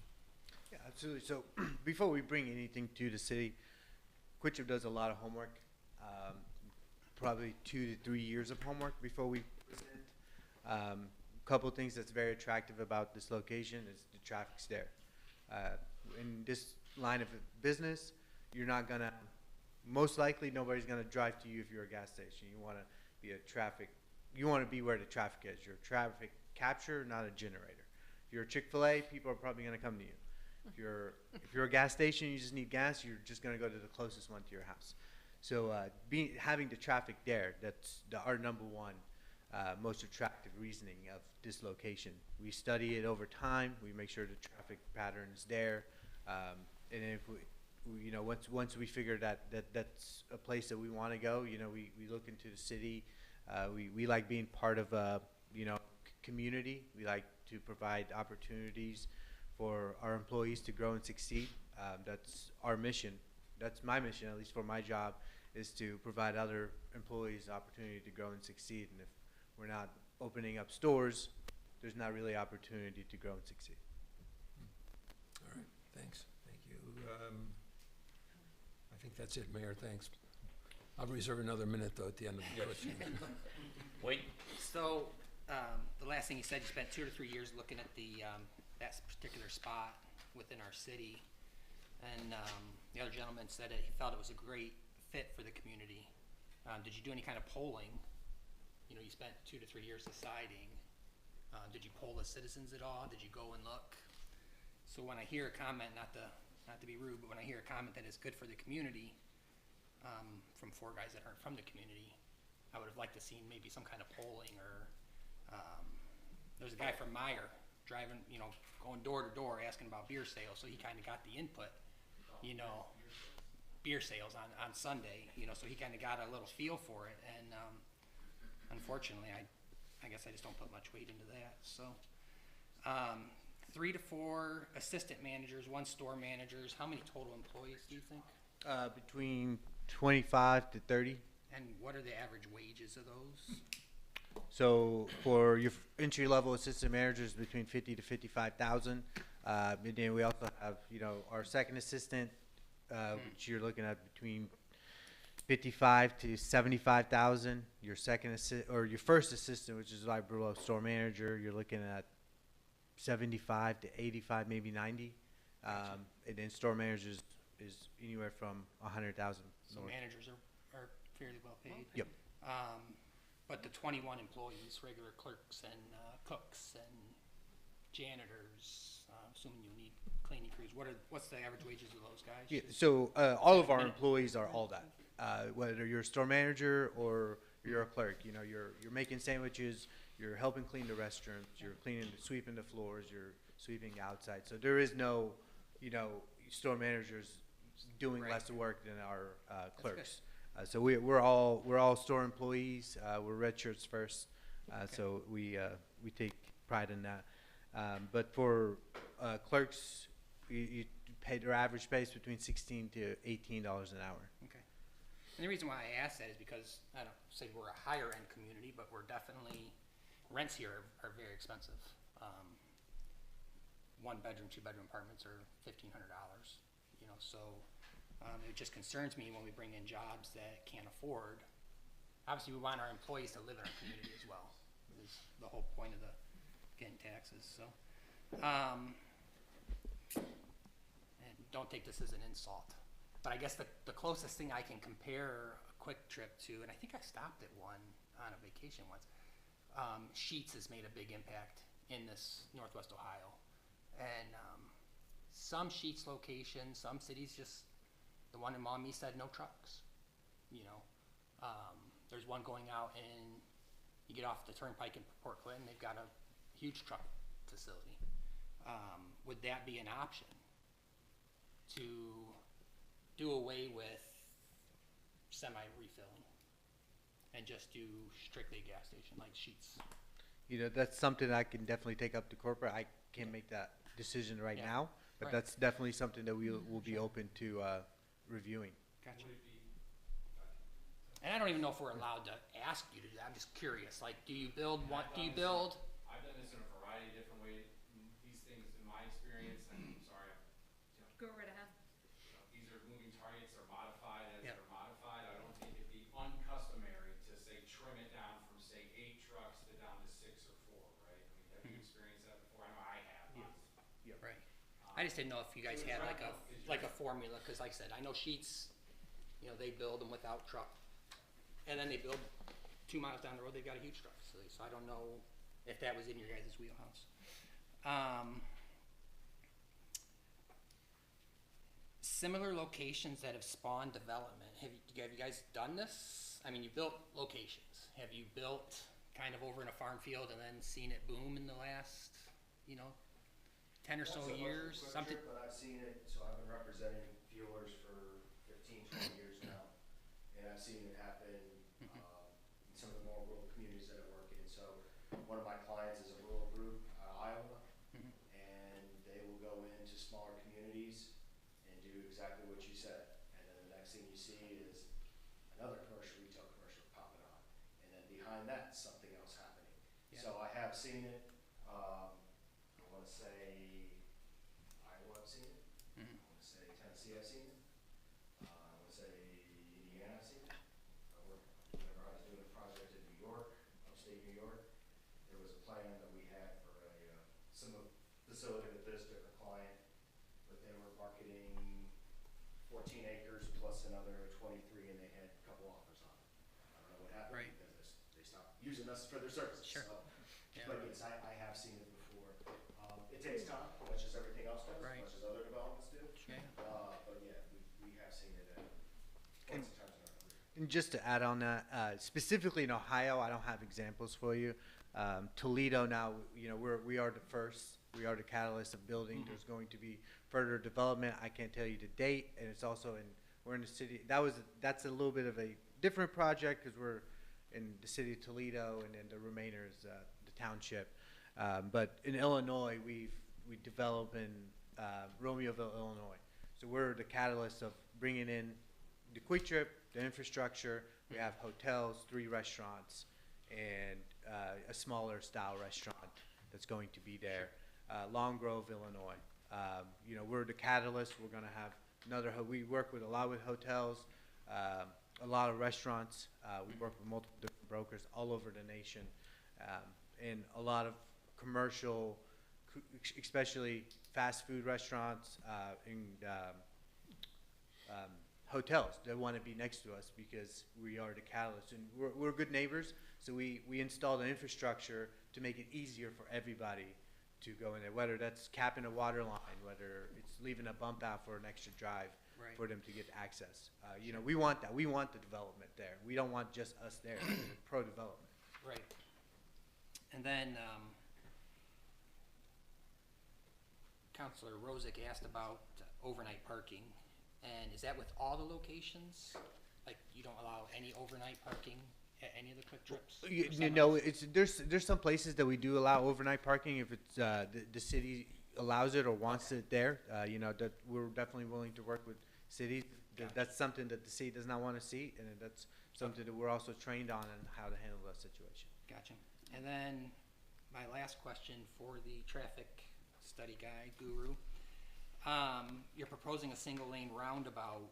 Did you take into consideration, and what's the distance to the proposed roundabout on Noward Road? So I don't know if you know this, if any of you know this, but the state has already agreed to build a roundabout at Noward, which is the next road down. Yeah, and that's one of my concerns would be when schools let out, let's say a truck is turning right out of your guys to go back to the expressway, is it gonna bottleneck between the 2 roundabouts? Yeah. West. Into Watertown. Just the very next road to the very next road to the west. And you'll see roundabouts even on interstates on the ramps. They'll build them, you know, right next to one another. And you'll also see them, you know, teardrop roundabouts, and they're right up against each other. So no, there's not going to be any issue with them being separated that far apart. Okay. If anything, you know, with another roundabout being that far down the road, it'll actually work better with another roundabout. If you had a signal there, you might potentially back it up into the other roundabout. But if you have, you know, 2 roundabouts next to one another, the idea is to keep the traffic flowing so you don't have that backup. But that's a really good question. Okay. That's it. Thank you. Good. Rod? I don't have any questions. Todd? Have you been to a Quick Trip before? No. You have not. Well, what separates Quick Trip from like Friendship or Sheets? Because I know Sheets has made to order as well. Like why would we be attracted to a Quick Trip over a Sheets or a Friendship? Yeah, you know, we're very familiar with Sheets. It's a great company, you know, but we believe that we are state-of-the-art facility. Just looking at our facilities, looking at the customer service that we give our community that we operate in, the cleanliness of our store, whether that's outside or inside. You know, one thing that whenever I worked in the stores, they still do till this day. We call it a shift walk. You know, every 30 minutes you're cleaning bathrooms, wiping counters, sweeping the floors, out inside and out. You know, every time somebody walks in, you're going to be greeted with a hello. Every time you check out, you're going to say, "Come back and see us." That is nationwide. Whether you're in Arizona or in the Carolinas, you're going to get the same experience. If you're into Snicker bars, you can go buy you a Snicker bar on the same shelf, same location in Arizona as it is in the Carolinas or anywhere else in the nation. We keep consistency. We take care of our customers. We take care of our employees in our facilities. Whenever we build our sites, we don't build it just to, oh, it's going to be a site whether in 5 years, and then we'll renegotiate. No, this is a 100-year event for us. So whenever we put in that effort to, hey, we want to be here, we want to be part of the community, and we hope the community enjoys our services that we're going to offer, You know, this is 100-year, we built our buildings to last 100 years. So we're going to put in that infrastructure, we're going to put in that extra capital into our buildings to make sure not only they last, but they look good 30 years down the line. Okay. And then two other questions. I saw that you guys have one in Cincinnati or Dayton with a Dunkin' Donuts, and I think they're selling some other property over there. Looks like you have some acres for sale over there. Dayton? One of them we just did at Dayton is down by the university. Off of I-75? Yes. I think, oh, there's no Burger King there. That could be what they're trying to get rid of. I see. Okay. The roundabout issue, I think Wayne brought up a good point. When schools do let out, it is very congested. You know, my biggest concern is with putting a roundabout in and having truck traffic there. I don't know how that's gonna work, cause that is a very congested intersection, and one way in, one way out. I don't know. But I did get okay, let's address that first, then I'll. Yeah, if I can answer that too. I mean, the truck traffic that we're looking at, if you look at a typical semi-truck and how much time it takes to fuel up, you're looking at about close to 15 minutes. So, you know, we're not talking about a ton of generation of truck trips. So, you know, you might get, I forget what we had, 4 or 5. So you might be looking at, you know, If we have 4 lanes. Yes, you're looking at. You can get 16 an hour. Yeah. 16 max, and that's And there's enough room for trucks to sit. You have 11 spots for trucks. Yeah, so you do have on, but if you're 4 talking spots back for to back, you know, trucks and they were stacked up, you know, you'd be only looking at, you know, 16 in, 16 out. And that's if they were just nonstop, just flowing in and out consistently. So you're looking at one every 3,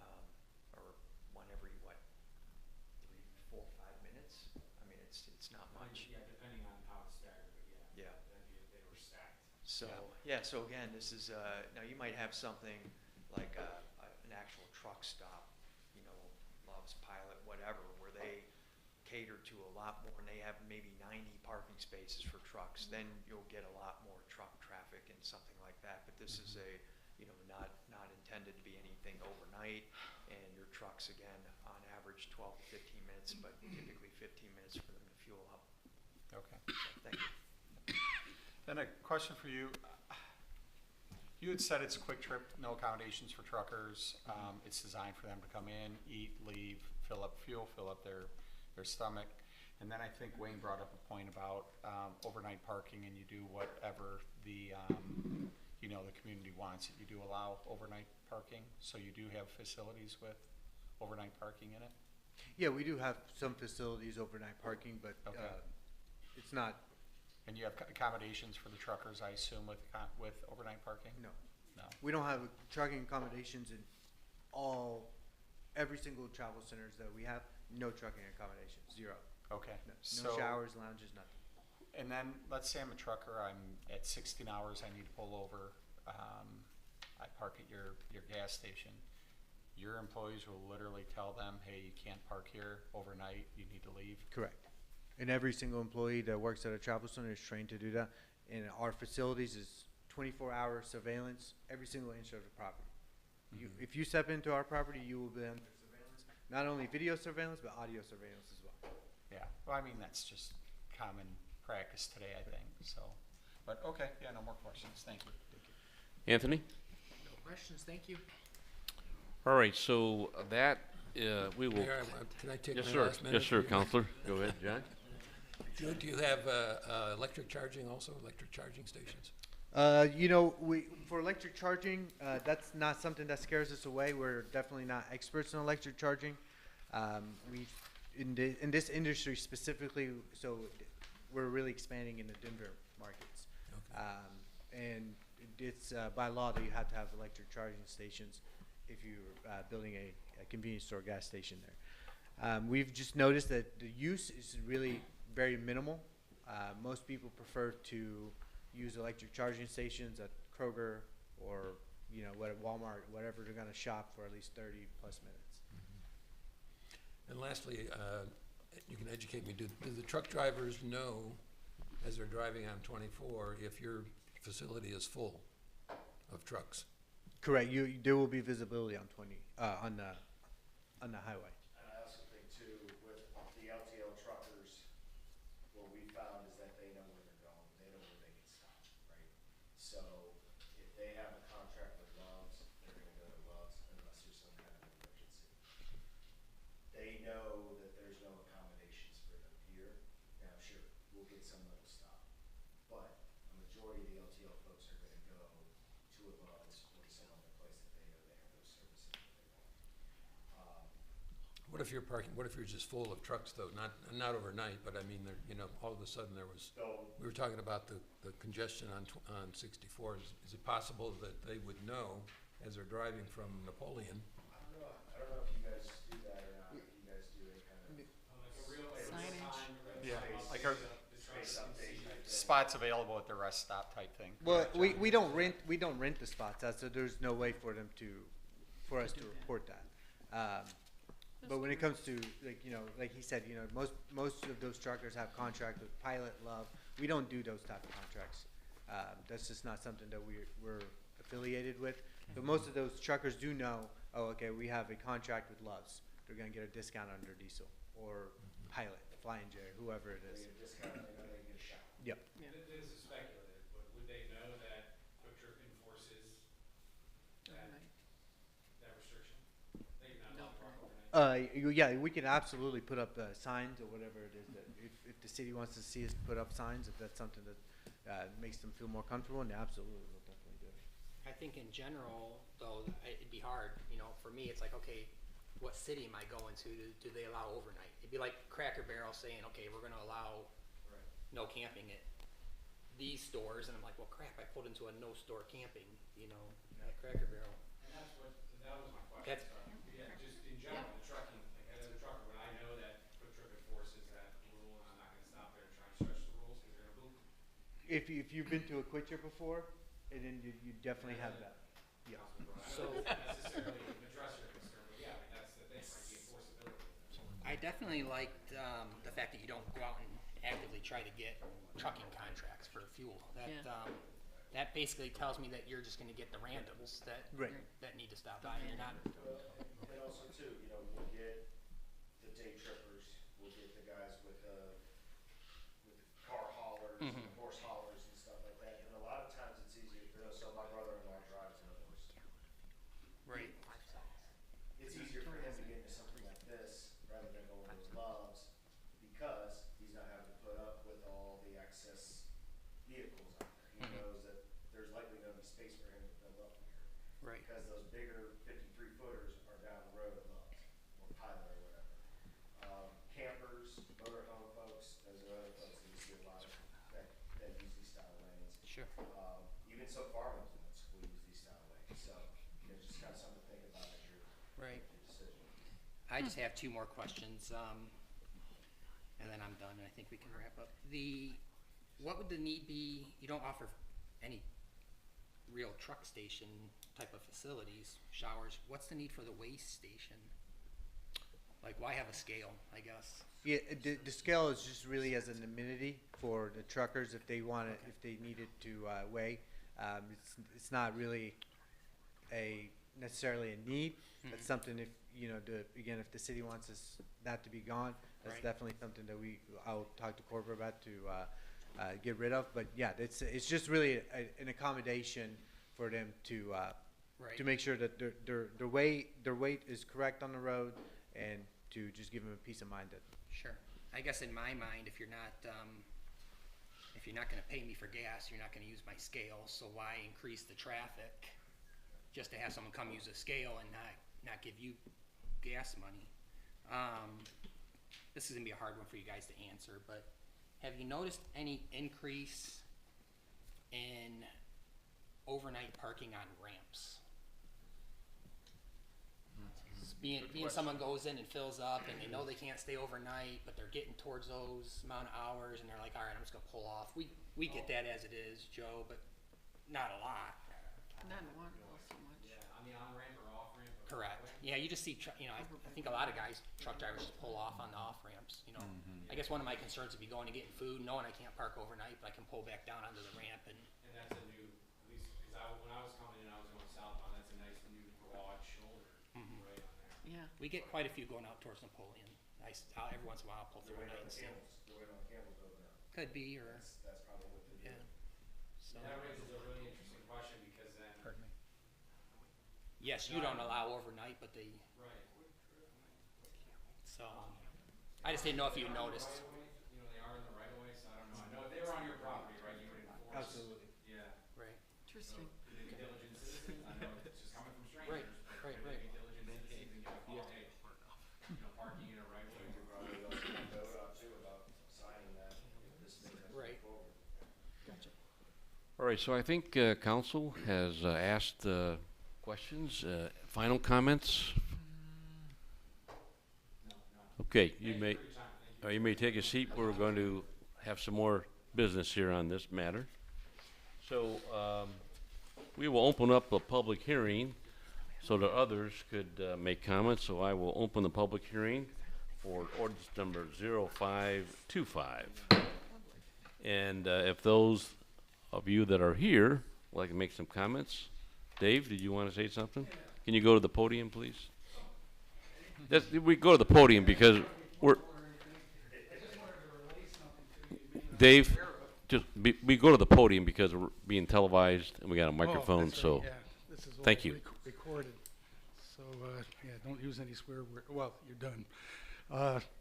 Yeah, I just wanted to make you, the business guy, know about this. You may not be aware of it when you do your business calculations and the community sort of stuff. I'm pretty sure, and I can send you, after the thing, I can send you a web link to it, but basically there's a major hiking trail called the North Branch Hiking Trail. It runs from, I think, the Appalachians all the way to points out west, and it just so happens it runs through Waterville and White House.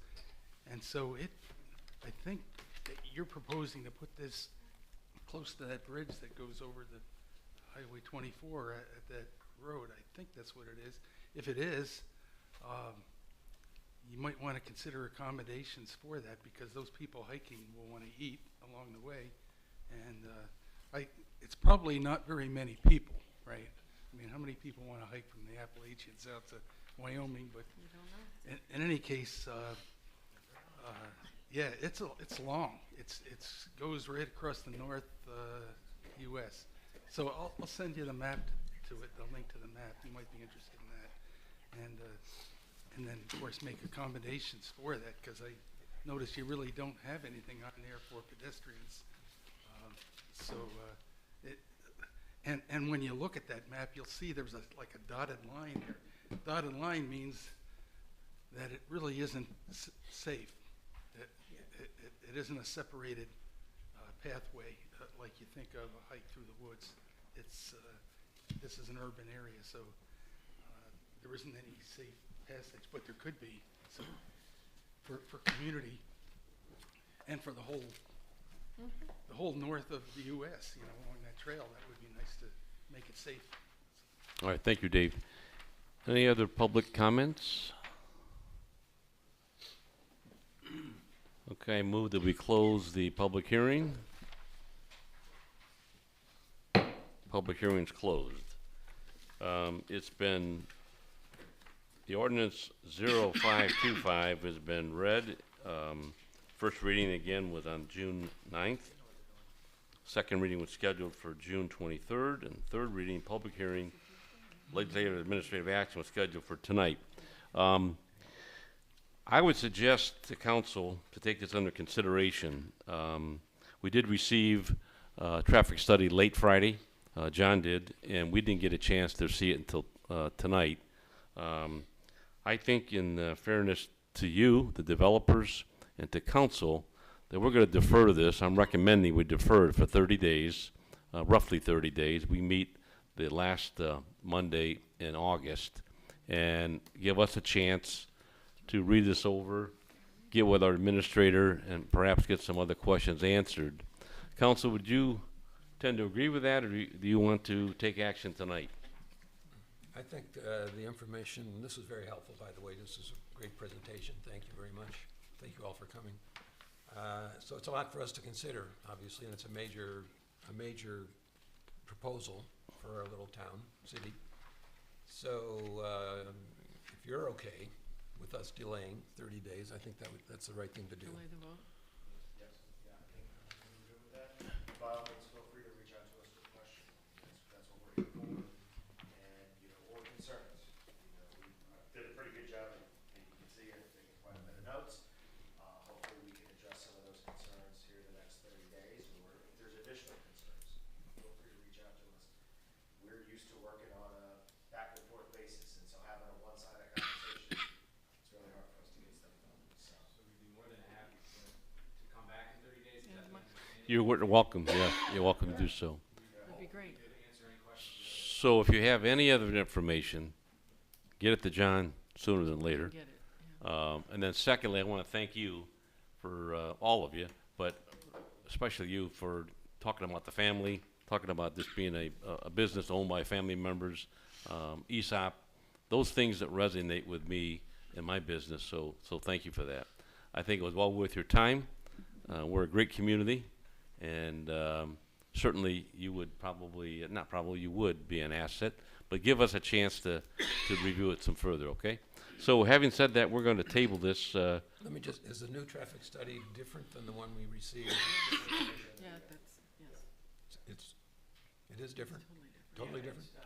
The size decreased from 18 fueling stations to 16. Modernizing their signal right turn lane at the ramp, so Yeah. Okay. There's- All right, here are some of John's comments from the initial planning commission meeting. Great. good, yeah, Thank thank you. Good. Okay, so there'll be no action tonight. And you're, yeah, we had a motion to table Make this. a for- motion to table it, or I'll second? Go ahead. I'll second. Mary's got a move that we table this for 30 days. Need a second? Second, Wayne Wagner. Any more discussion, council? Roll call. 25th of August. Yes. Yes. Yes. Yes. Yep. Yes. Yes. The Gentlemen are welcome to stay, but you don't have to. We've got some more business. It's been a long Yeah. night. We're gonna break out the hub, we're gonna go open the parking lot and be done. All right, thank you. all very much. Safe travels. Thanks, guys. August 25th.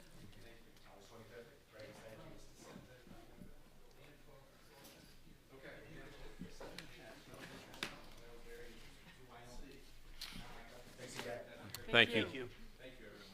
Thanks. All right, next on our agenda is new business. This is ordinance number 0525, an ordinance revising Waterville Codified Ordinances, Part 11, Planning and Zoning Code Chapter 1141M1, Industrial Districts, and Chapter 1145, Regulations applying to all districts for the regulation of data centers in the city of Waterville.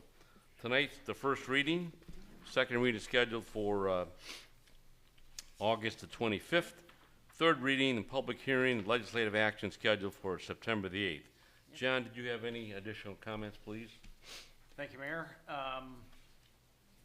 In light of all the interest and current construction of data centers in Northwest Ohio, the enclosed ordinance revises Chapter 1141 and 1145 of the Planning and Zoning Code to develop specific requirements for the regulation of potential development of data centers. We prepared some proposed amendments. The Planning Commission took a look at it, and at their July 7th, 2025 public meeting, they recommended the adoption of these proposed revisions to the zoning code by a vote of 4-0 with one member absent. So data centers, they're typically not large traffic generators. Once you address any potential nuisance issues, noise, odor, vibration, things like that, really the main issues that you have to look at are the building exterior, stormwater management, and landscaping. So we prepared some revisions, and this would allow data centers as a permitted use in M1 zoning districts. If you look at the M1 zoning district requirements, it permits very similar things, like, I guess the biggest thing is manufacturing plants or other industries that operate with, and don't give rise to objectionable smoke, odors, gas, or noise. Right. Testing and research laboratories, public utility facilities are also permitted in these districts. Some of the areas that we took a look at, New Albany, Ohio permits these in commercial districts, so they're permitted in commercial districts. The noise generating equipment is enclosed. Fairfax County, Virginia, it's permitted in commercial districts and industrial districts. Oregon, Ohio, it's permitted in industrial and something called Advanced Manufacturing Technology District. Elk Grove, Illinois is also another community that permits these in commercial districts. Montclova and Spencer Township and Waterville Township have also developed requirements for potential data centers. They're permitting those as conditional uses, and I think one of the main reasons for that is that, you know, they really don't have the requirements that we have in terms of site plan review, landscaping, traffic impact studies, things like that. I did enclose the proposed amendments, and again, one of the important components of this is you have to enclose all noise generating equipment, devices, things like that. It also has to adhere to our noise ordinance that's in our codified ordinances currently, and it discusses setbacks and 100-foot setback from residential areas. They don't usually like to locate near residential areas, and they would avoid those as if they could. Another interesting thing is that data centers, although they don't have a large number of employees, they're well paid, and they tend to generate 6 ancillary jobs for every job at a data center. So the other part of this is in the amendment, the proposed amendments, there's more provisions for offices, contractor offices, other things like that you know, might want to locate near a data center. So we're also taking a look at that as well. So this is the first reading of this ordinance, and if council has any questions. So once again, no action tonight, just the first reading. John, just to confirm, you and I had a conversation earlier, data centers would be able to come in an M1 district without a conditional use permit. Correct, because typically when you have a conditional use permit, like we have one with the Quick Trip, I mean, they're generating a lot of traffic. There are certain things that, you know, you might need to set conditions on the use. And with these uses, they don't generate a lot of traffic. They don't, if the equipment is enclosed, they don't generate any noise. Other communities have these as permitted uses within commercial districts. So excuse me, if they're designed the right way, you probably wouldn't need a conditional use permit. The townships, Monclova and Spencer, Waterville, they're permitting these in actually residentially zoned areas, so agriculturally zoned areas. So you might have to put more conditions on that type of use if it's located in a district that permits residences. Okay. Thank you. Alrighty, we will move on. Next is Resolution 2325, a resolution authorizing the municipal administrator to enter into a contract with Ador General Contractors for the interior renovation to the Waterville Fire Station. John, would you explain that, please? Thank you, Mayor. You know, as we continue to hire full-time staff, we need to make some renovations at the fire station. So we did take some proposals from 5 area contractors to improve the second floor of the sleeping areas and living areas for our male and female full-time staff. The low bid was submitted by Ador General Contractors of Monclova, Ohio, and that was $39,344.40.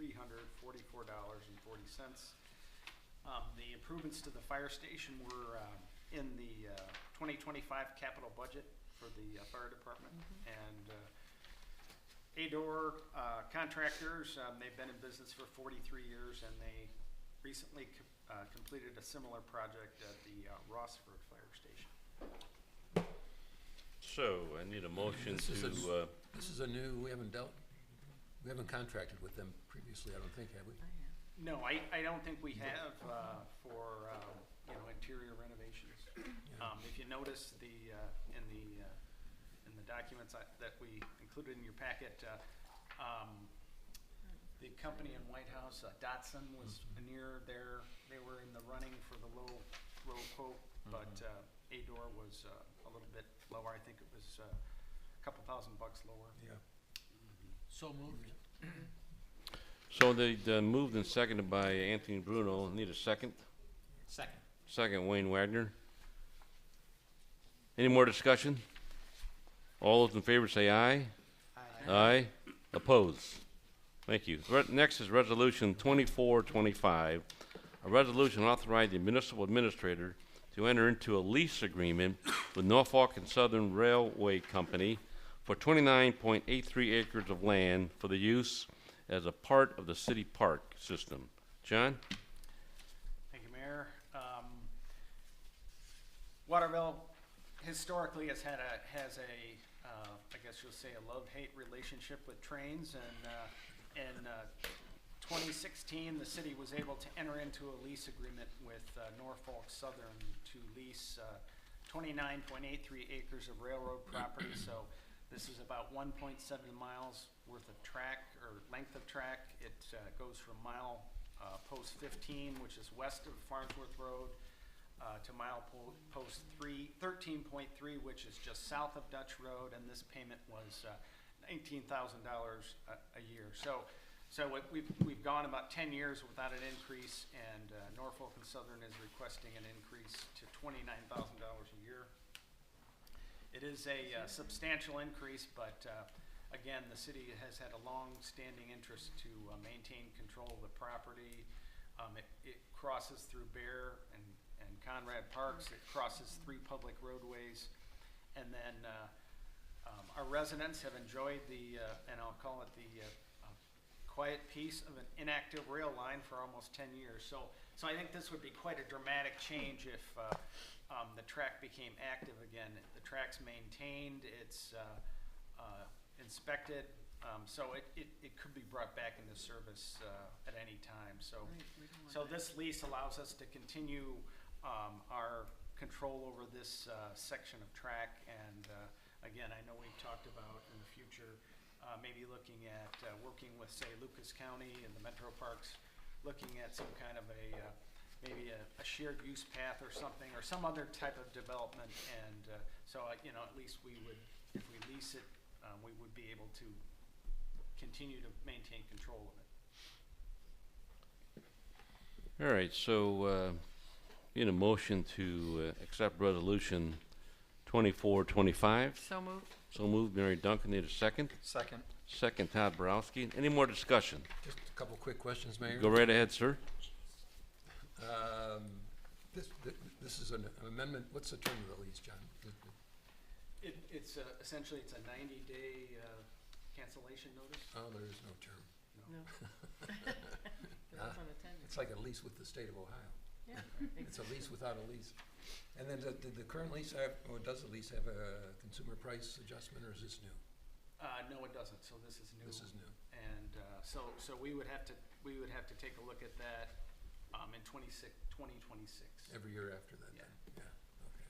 That is, Cool. they're merging, I think. Is this the one I saw merging with Union Pacific? Mm-hmm. Yeah, we better lock this up while we're at it.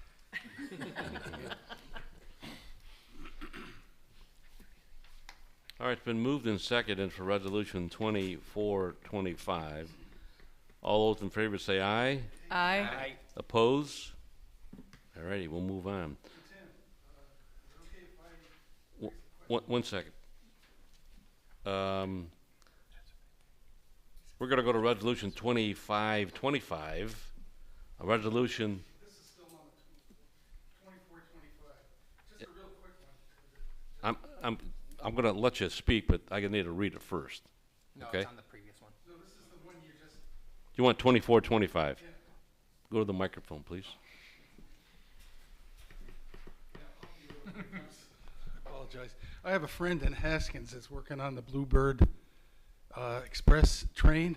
Does this have any impact on that? I'd like to let him know. In other words, does this section of track, is that part of the planned Bluebird No. Express? No. Okay, thanks. All right, next is Resolution 2525, resolution authorizing an application and contract with the Ohio Department of Transportation for Transportation Alternative Funds, TA, and the Roach-to-Booth Bridge Overlook and Pedestrian Path Improvement Project. John? Thank you, Mayor. This resolution would authorize an application for the Transportation Alternatives Fund program, and this would be to construct a Roach-to-Booth Overlook and Pedestrian Path Improvement Project. So the project would utilize the existing abandoned railroad corridor, railroad right-of-way that exists, and we would provide a path to the Maumee River for a scenic overlook, which would use two of the existing bridge piers at the Roach-to-Booth Bridge. Those would be rehabilitated, and this would also allow the connection of the city's existing shared use path system with the system at Farnsworth Metro Parks. This program only has $1,500,000 available for both Lucas and Wood County over a 4-year period. So there's not enough money to fund a rehabilitation of the entire bridge. So this proposed application would secure funding on the Lucas County side of the bridge, and it would be from the Anthony Wayne Trail to the Maumee River. So I did include a map of the proposed location in your council packets. The estimated cost of the project is $680,625. This particular grant program, it's an 80-20 grant, so we would be responsible for 20% of the project cost, and that would be around $136,000.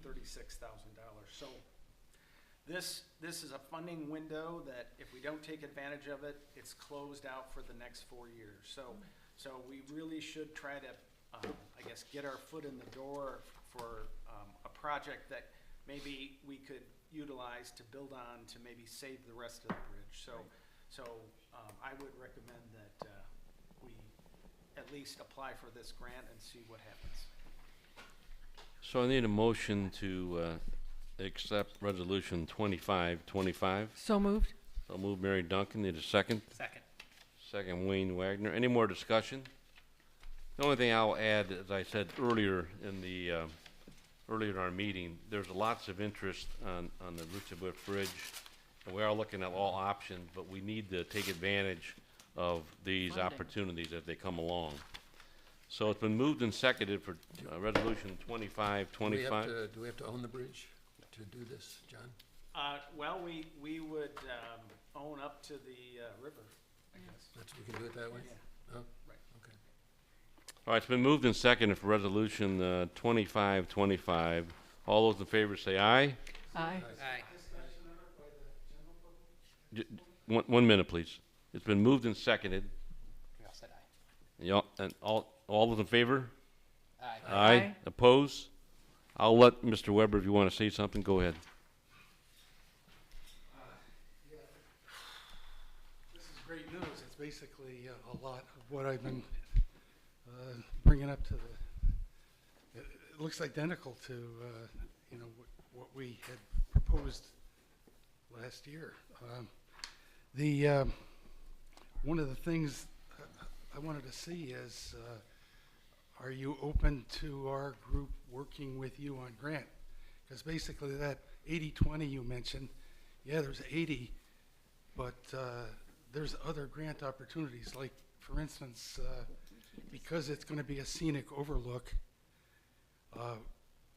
the Maumee Valley Heritage Corridor manages the Maumee Valley Scenic Byway, and currently there isn't a scenic overlook waypoint on the scenic byway. This would be a really nice one It turns out ODOT has money for development of scenic overlooks. And so this would be a elevated scenic overlook. So I think that you could get part of that 20% from ODOT as part of the Maumee Valley. It's an Ohio-wide thing of scenic byways, which is kind of like a road trip, short road trip family thing, if you aren't familiar with it. And then the other thing is there's Clean Ohio funds available, especially for purchasing properties to make them endowments for no development.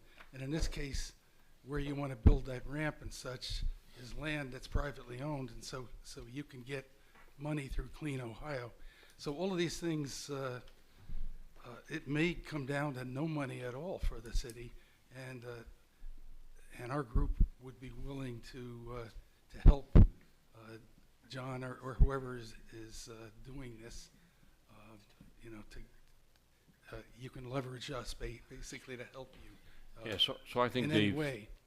Dave, I think, like I said, there's lots of initiatives. They're all looking at this thing. So to answer your question, yes, and we'll work together. So thank you. Next is on the agenda is a referral to the Planning Commission. This is a conditional use permit for a commercial use greater than 75,000 square feet for a property located in the 800 block of South Prairie Boulevard. John?